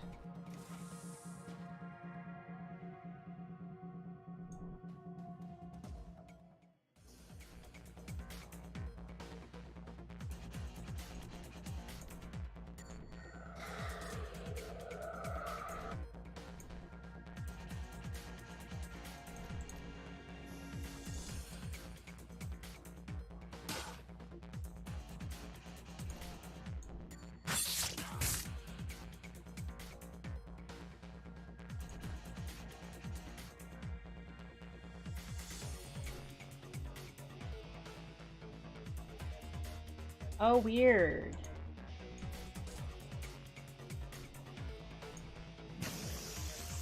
Cool.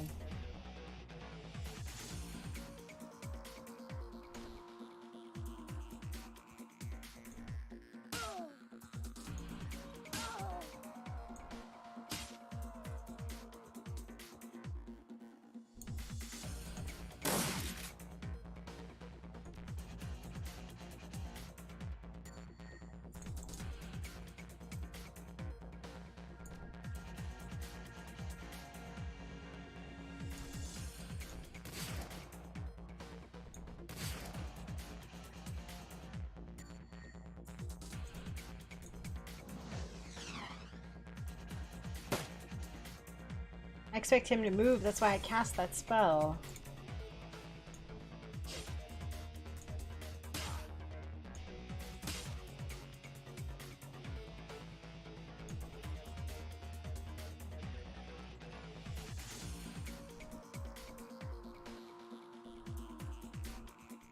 Or ESPs. Oh, that's what that is. Okay.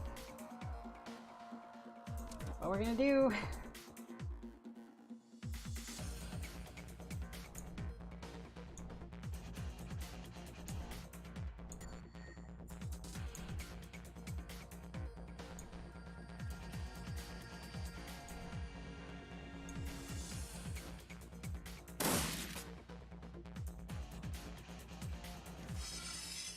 Okay.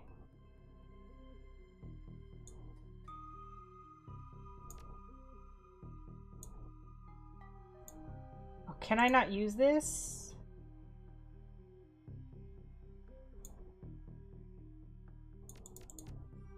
Oh, that's not good.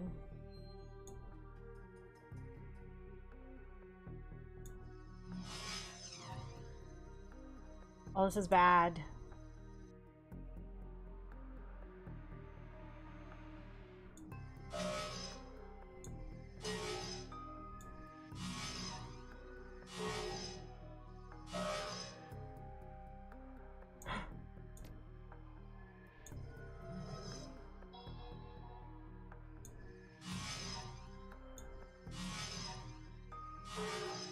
I think I'm dead. Wow, that was not what I wanted. I don't know why it wouldn't let me get my dude, but that's cool.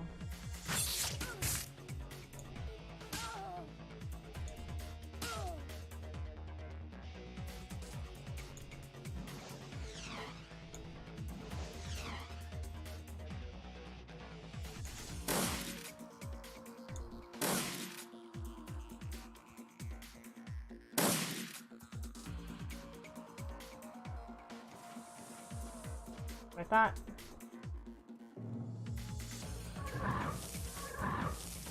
It just doesn't make any sense.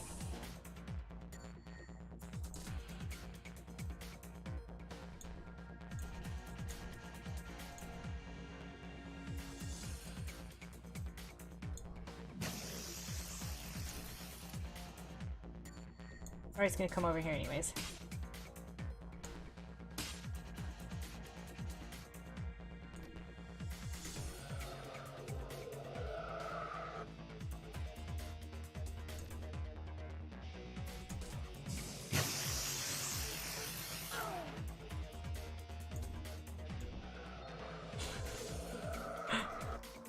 Mistakes are mistakes, man.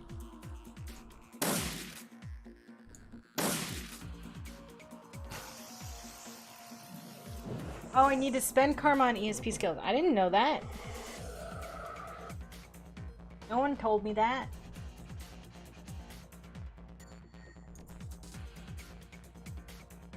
Well, this is a big waste. Waste like everything I needed.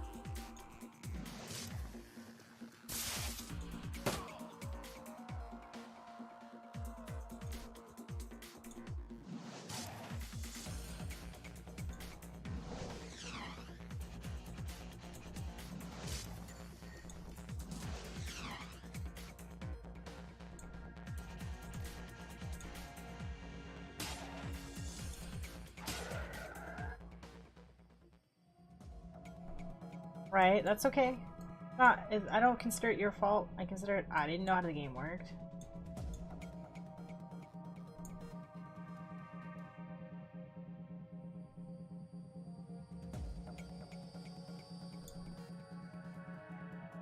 Oh wow, I'm almost dead.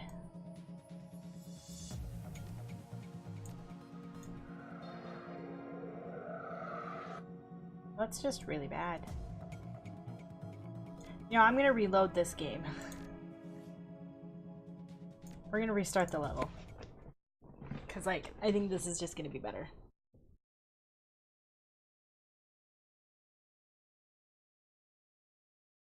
We do have only like 12 minutes. We're probably only gonna make it just a little bit before I have to call it for today.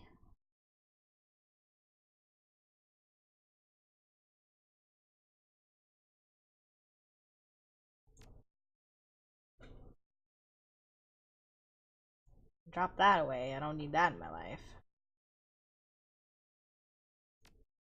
The 6 armor, so we're gonna leave it because it gives me 6 armor. Because this gives me what? +1 charisma, +1 spirit control. It just that doesn't matter at this moment in time.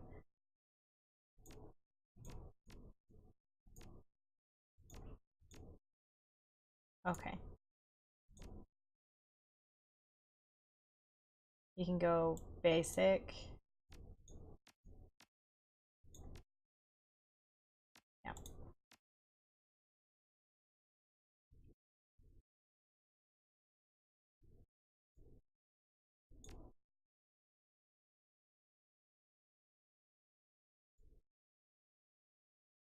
Could use a shotgun.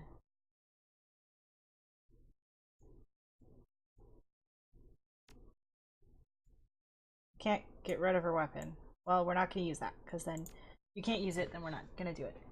Well, my normal stream time is like 3:34-ish. So it's not too big of a deal, but I am busy today. I will be leading a campaign for a bunch of girls ages 8 to 10. And so I wanted to make sure that I was extra prepared for this campaign because it's their first campaign. So I'm excited for them. I accidentally cast that on the wrong person.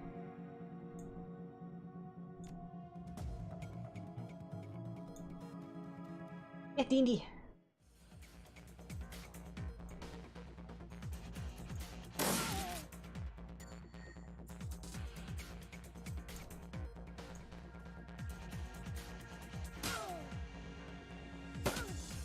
It's only gonna take an hour and a half or so today, but I still just want to like bring it and be a good experience for them. So I have to like finish the last little bit of things that I haven't been able to finish.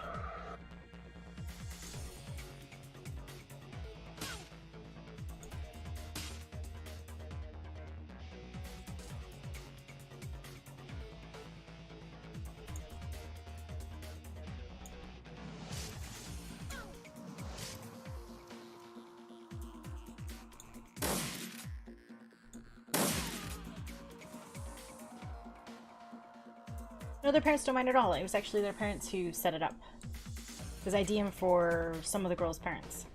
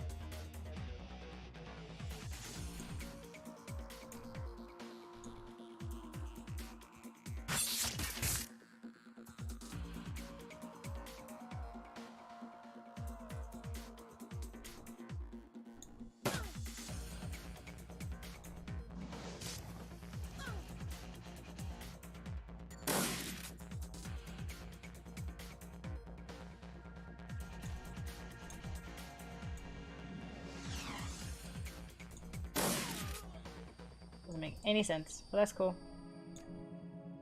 Bring Glory back down here. Take her right there. Pow right here.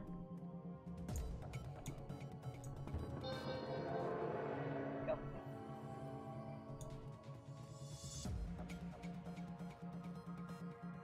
Who killed their own person?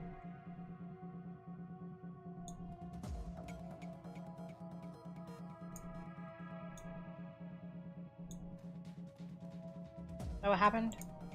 Straight up was not paying attention to that.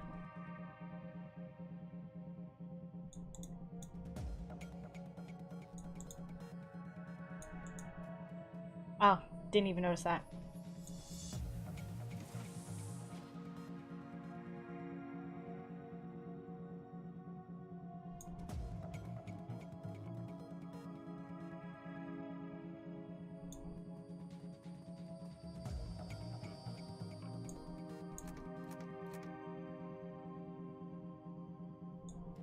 We're just gonna move in this way.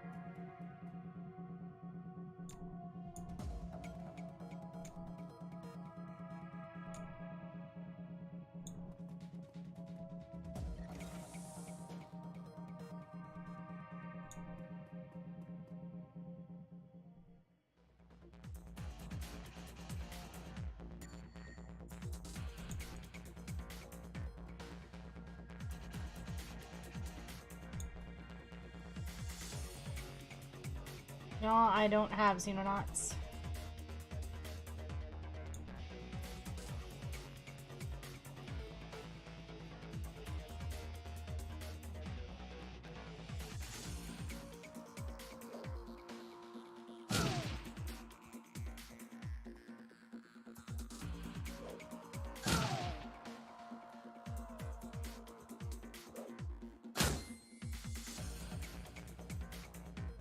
Seriously.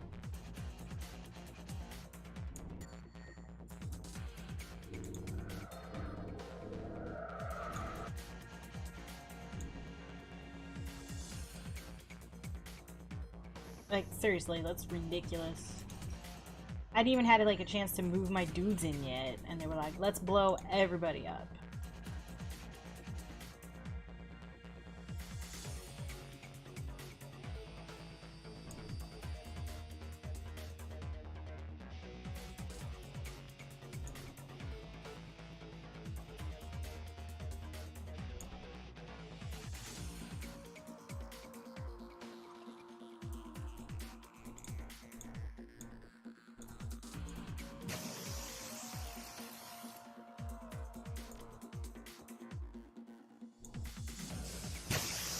Oh, right! Glory's right there. Oh, no. That's not. I'm sorry, Glory. I made a mistake, Glory. How did he get out of that? Gotta, like, put that all around him. Hmm.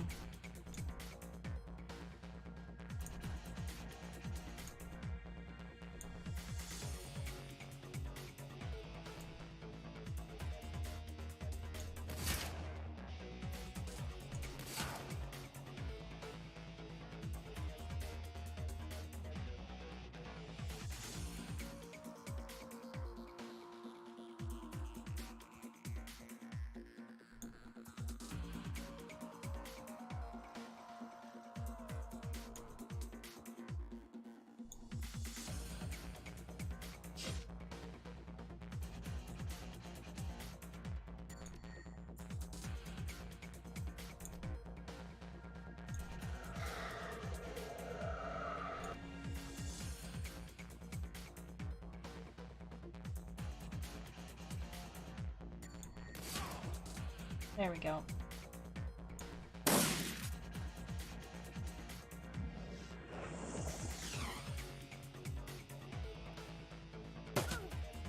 Yeah, a rifle would have been better than a sniper rifle, because a rifle and a shotgun, sniper rifle and a shotgun just doesn't fit.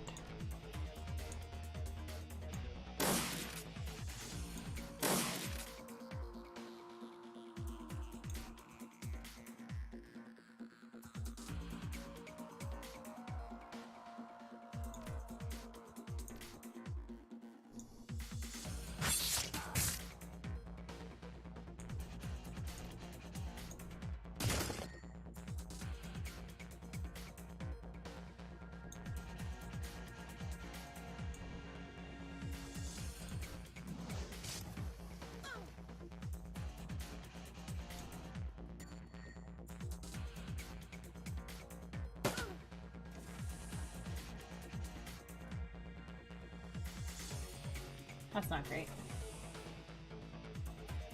Yeah, mid-range seems to be the best for this game.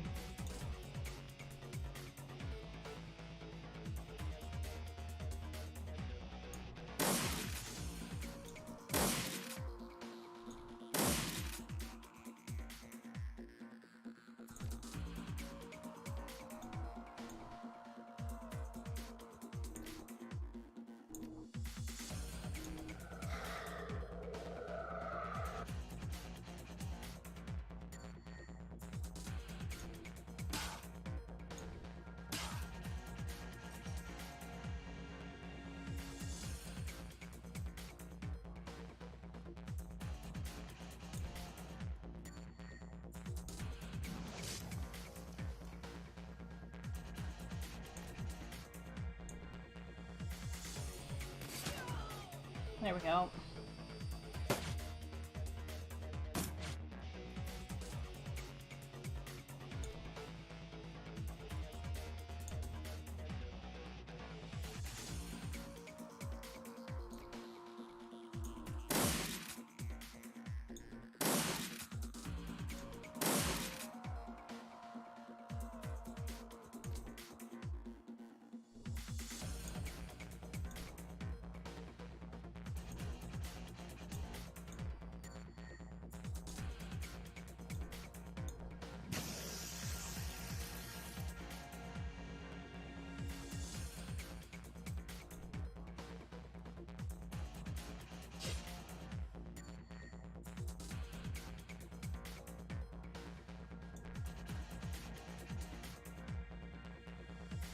Now that's a mistake. We want to move him and not near her.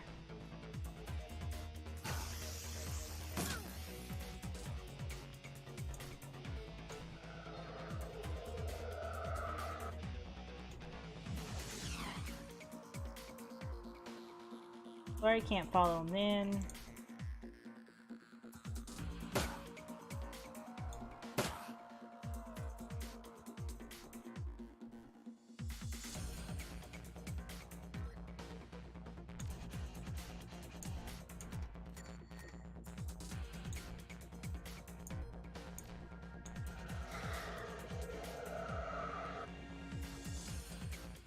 It's so viable. It's like amazing how viable it is.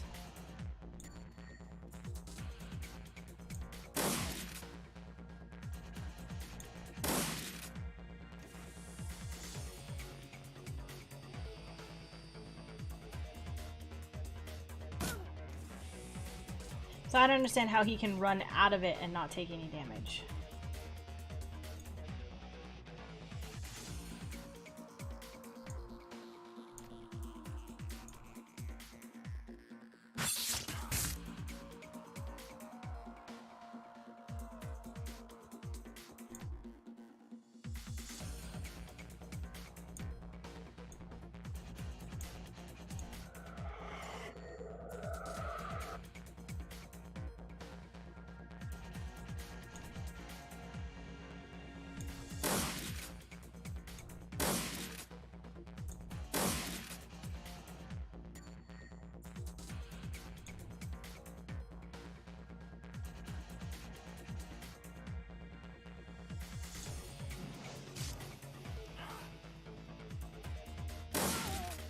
Ooh.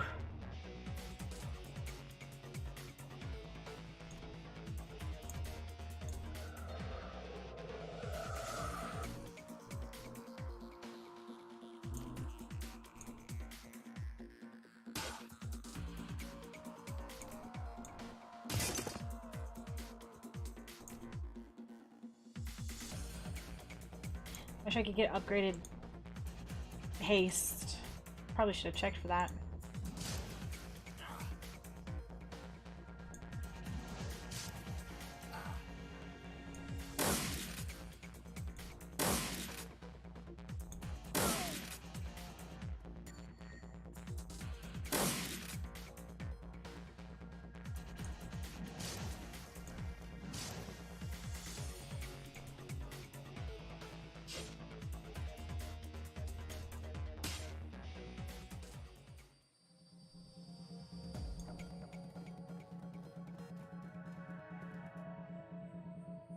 Ew, brutally torn open.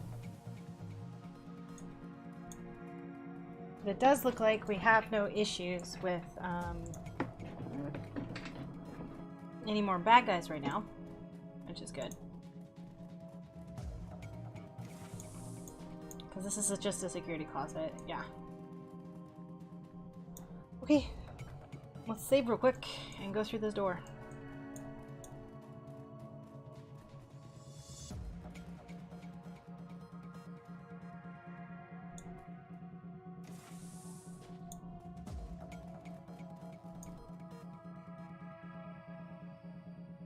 I don't know what happened in there. Body on this operative table has been torn to pieces. The dual arms of an autosurgeon are obvious culprits. This place is gross, man. Thank you. Let's see here. I'll move myself here. Lori's gonna come in here, I think. Puts us too close for grenades, but whatever. Eater's gonna go here. I want an upgrade of this. Oh, we do! It only costs one now. Awesome, dude.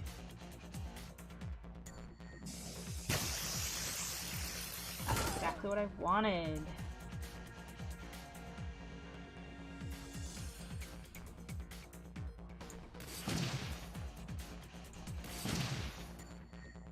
Done.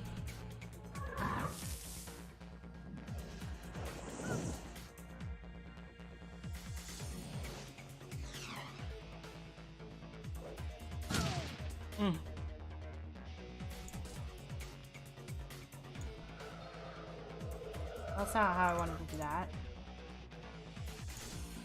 Whatever. I did that.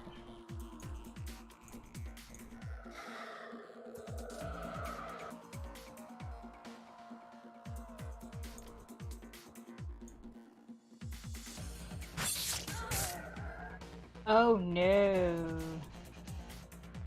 Let's come back over here now. Gonna stay away from that for this moment in time in my life.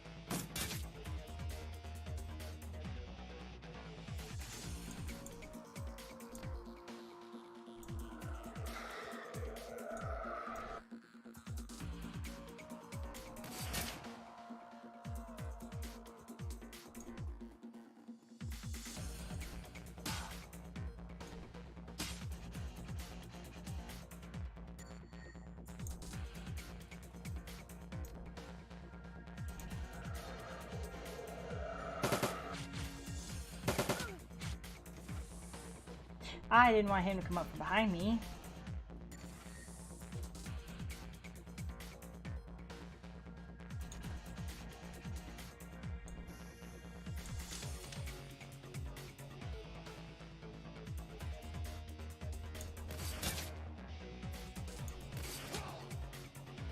Not letting a mage take hold of a ley line.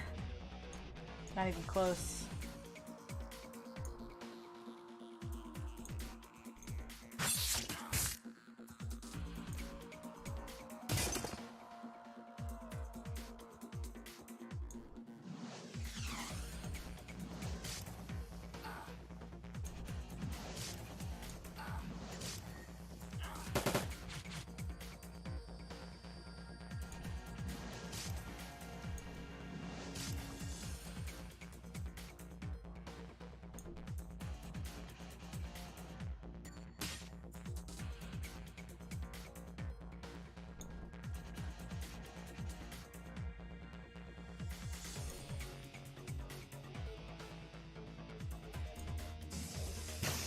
Oh, it wasn't supposed to hit her.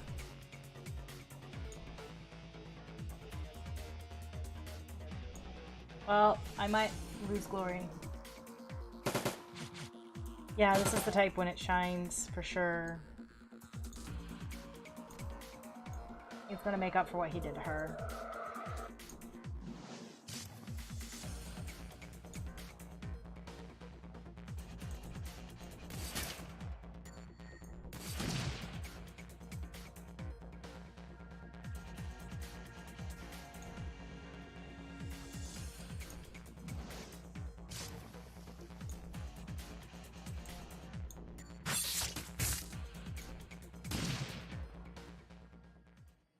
Okay, we're out of combat.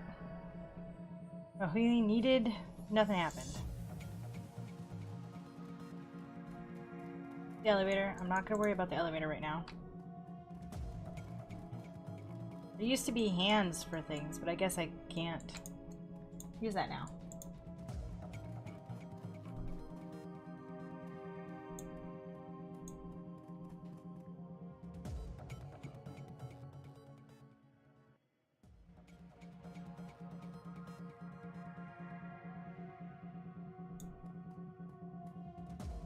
Olive Corpse's body all dressed in high-quality ballistic armor. This is really bad.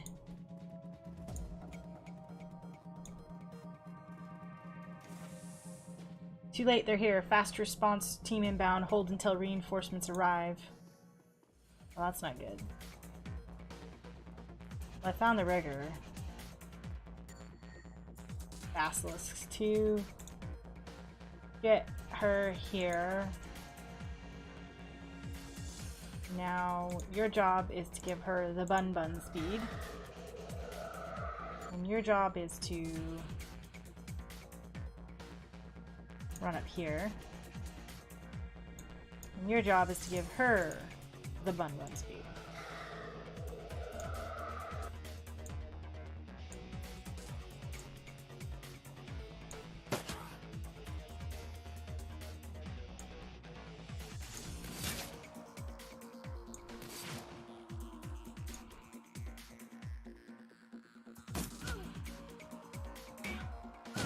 Oh, that's wonderful.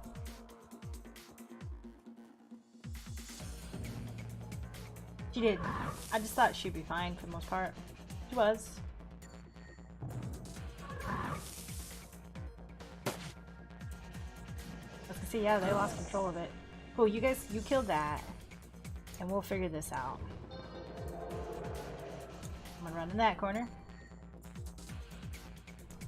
You're going to shoot with the shotgun.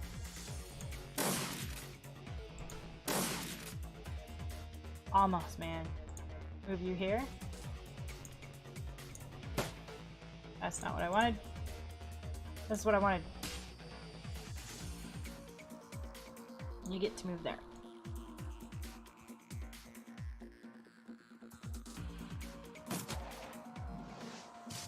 Ow.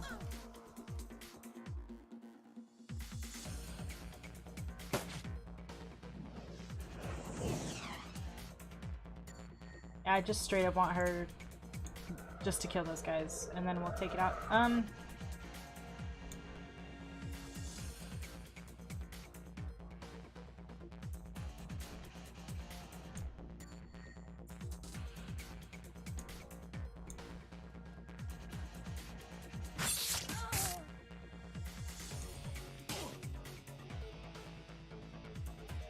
I think we're capable.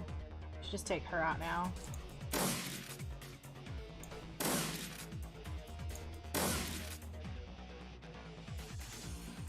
I think that 1% was gonna actually be a fail there. Shouldn't have moved Glory in there just yet. Say, yeah, we didn't kill that, and this is gonna attack my dudes. Ouch. Yeah, that's painful. I didn't know I had to lock out the knights. I didn't see it pop on my screen.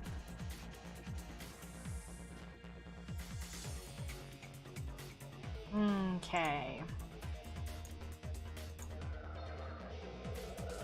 That was a waste.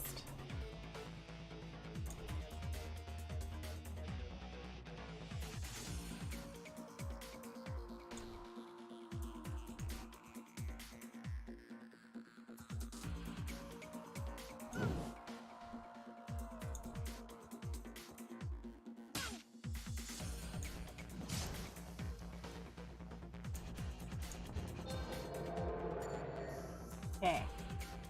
Healed him, healed her. Not too bad.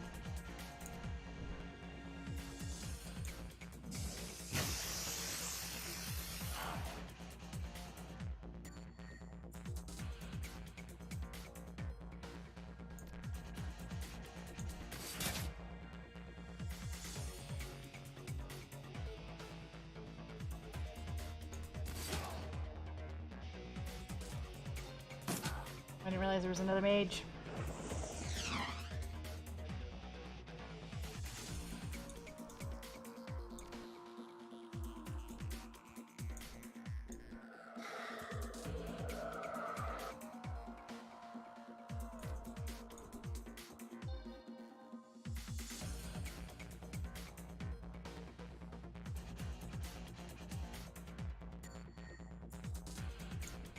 Move her into a safe spot.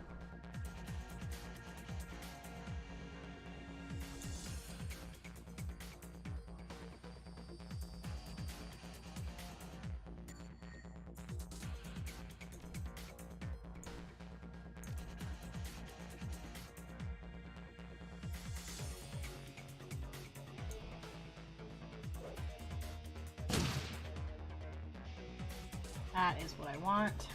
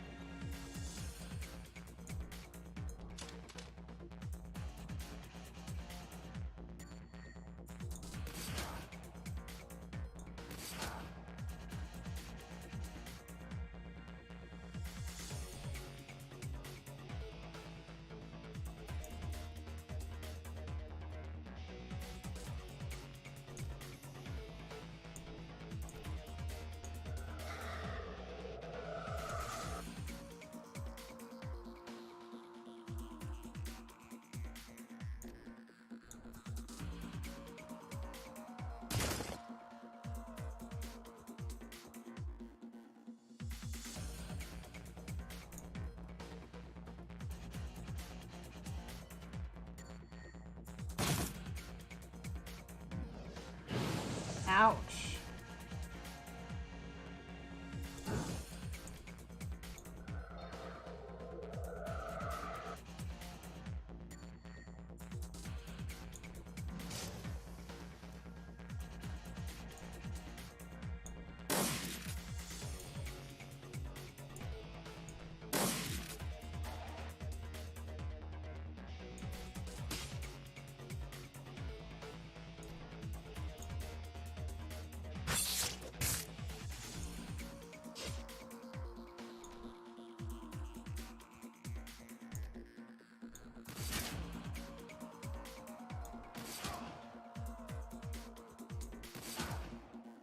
Oh, that's better.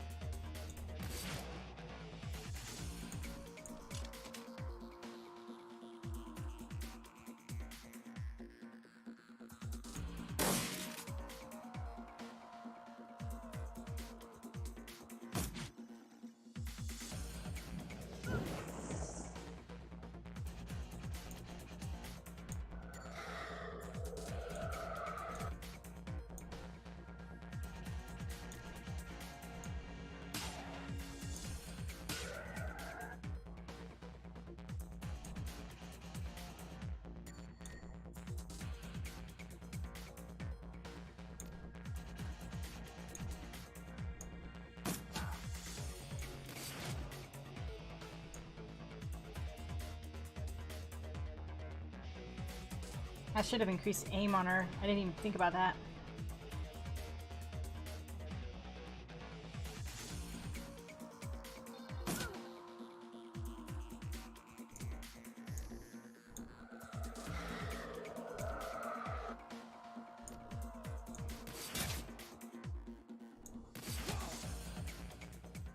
There we go.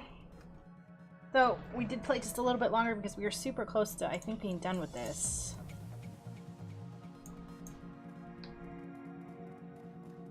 Okay, so we're not going to be releasing these guys.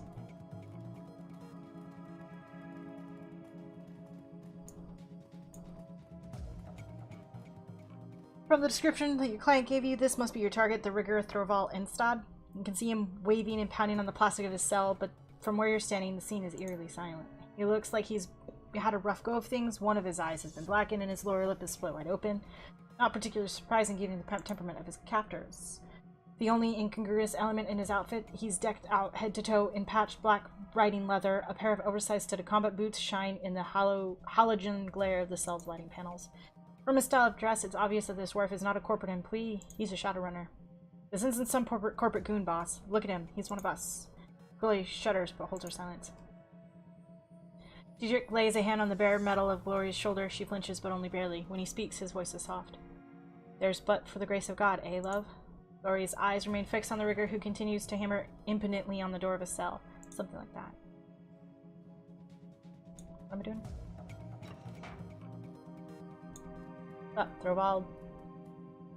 The door slides open, the stench of stale sweat assaults your nostrils. Enstead steps forward, his bloody lips curled into a smile. The sole of his boots squeak on the polished tile floor. Free at last!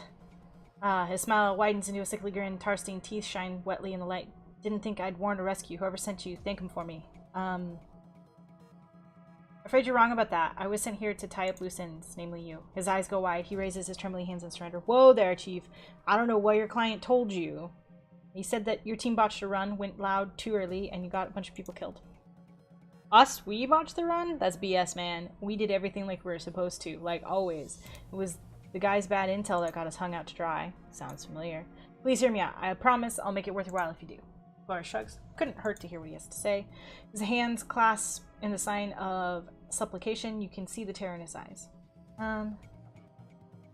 Talk. Alright, okay, so we go in, right? Me and my team, and we're doing just as the client told us. Well... I don't have Shadowrunning! Well, the guy forgot to mention that Pharma had a knight errant security contract for the place. He told us that there'd be little, if any, resistance. So imagine our surprise when the KE response team kicked in the door and unloaded us. Instead, according to the client, everything happened because you were slaughtering things. That's BS. They attacked us, and then Knight Errant showed up and everything went bad. Look, I can see that you're skeptical. I get it. I can't blame you for it either. You don't know me from Adam, but I know one thing that you will understand. I'd like to offer you a trade. I've got a little toy hidden away. Managed to stash it before the Knight Errant's pukes took me. My own design, totally one of a kind. I call it Pain Inducer. Grade A fun for a runner who is everything, and I guarantee that you'll never find another. Let me live, it's all yours. I'll put a ribbon on it for you. Then I'll disappear, never bothering you again. Scout's honor.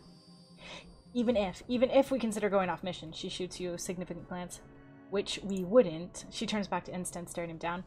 Did you honestly think we'd sacrifice our professional integrity and a 15,000 New Yen payday for a trinket? You nods slowly. 15A. I can match that. Plus let me live and I'll pay your wage. Plus the inducer.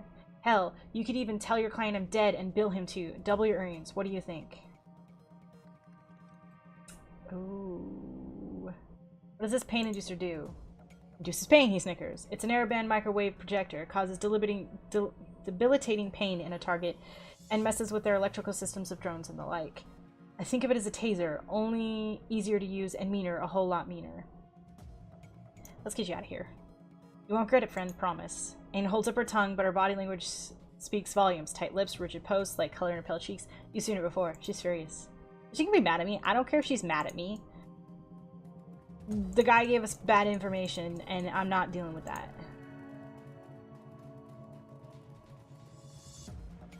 Instant slows to a stop at the window, his eyes locked on the corpses piled on the cell floor. My old team. Sorry, guys.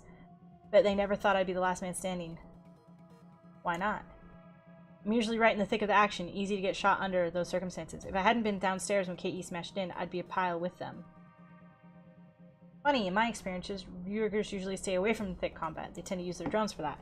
Well, I ain't that kind of rigger. Drones ain't my thing so much. So you're a getaway driver? Decrypt shoots a rigger a sidelong glance.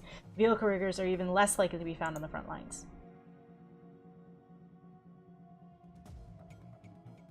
I'm a spider. My specialty is taking over building systems. To do that, I need to find a data tap. To do that, I need to charge in on a team. Don't Deckers usually handle that kind of thing? He chuckles. Yeah, they often do. They don't do it well, mind you, but they do. Deckers can manage a building, sure, but when I rig into a system, I become the building. Anything hardwired into the system becomes a part of me. Turrets, doors, elevators, you name it. And then he rubs his hands together. It's time to get creative. I think we might have seen some signs of your creativity on the way up here. He shrugs. Might have. Can't say one way or another until you show me what you're talking about. Anyway, we should probably keep going, don't you think? I don't want to be here when more of those Knight Errants show up. I think I made the poor choice here. Probably just should have shot him. That's what I thought. They don't auto-save the game for no reason, man.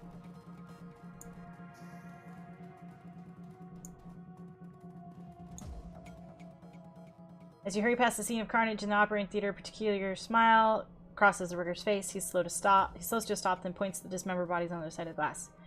You said you were a spider, right? Is this your handiwork?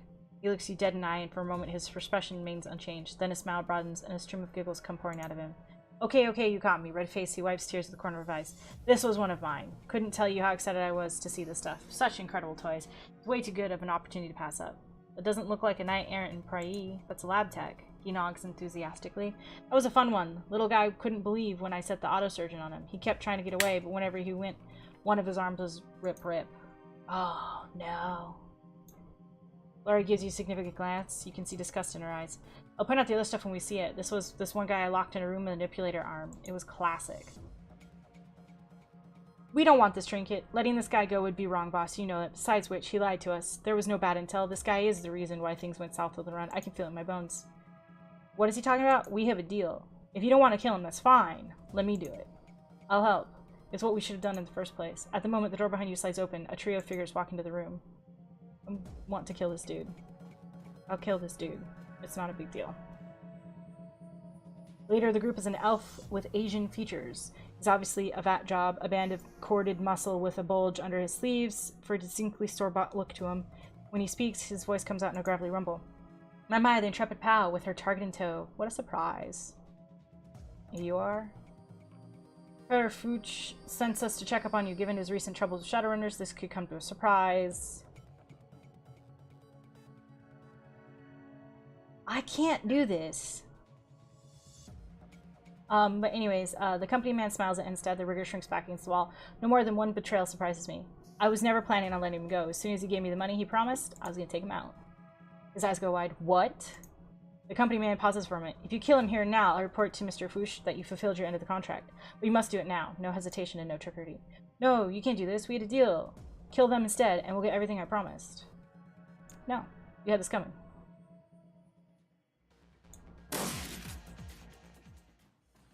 The company man inspects the rigger's corpse. A dispassionate expression on his face, he shifts his gaze back up to you. It would appear that you might possess some small shred of integrity. I told you, I honor my deals. I said integrity. He shakes his head, not honor. I remain convinced that you were thoroughly dishonorable, Shadowrunner. A woman of honor would have never allowed her target to live as long as you did. Whatever your motives might have been, honor was not among them. No matter, the letter of your contract has been fulfilled. Your job here is done. I'll inform him the mission completion and the circumstances surrounding it.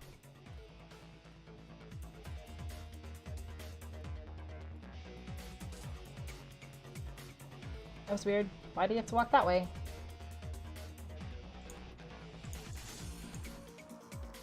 Technically, that was easy.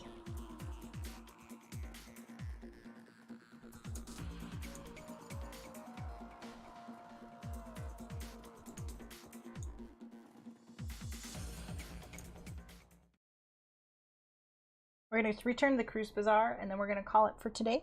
It is 4 o'clock, and I went over by like 15 more minutes than I wanted to. I've enjoyed this game, and I just am glad to get that mission over with. So we only have new missions. We don't have any of the old ones that we started last week, which is nice. So with that going, we'll be able to just be current on our current missions, and I think we'll be able to pay off the debt here really soon.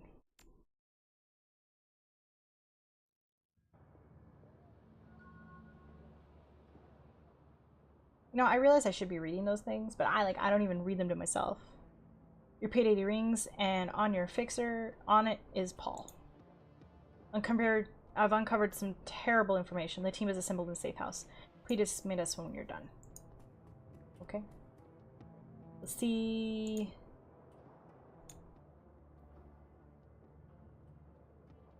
Nope, so nothing else.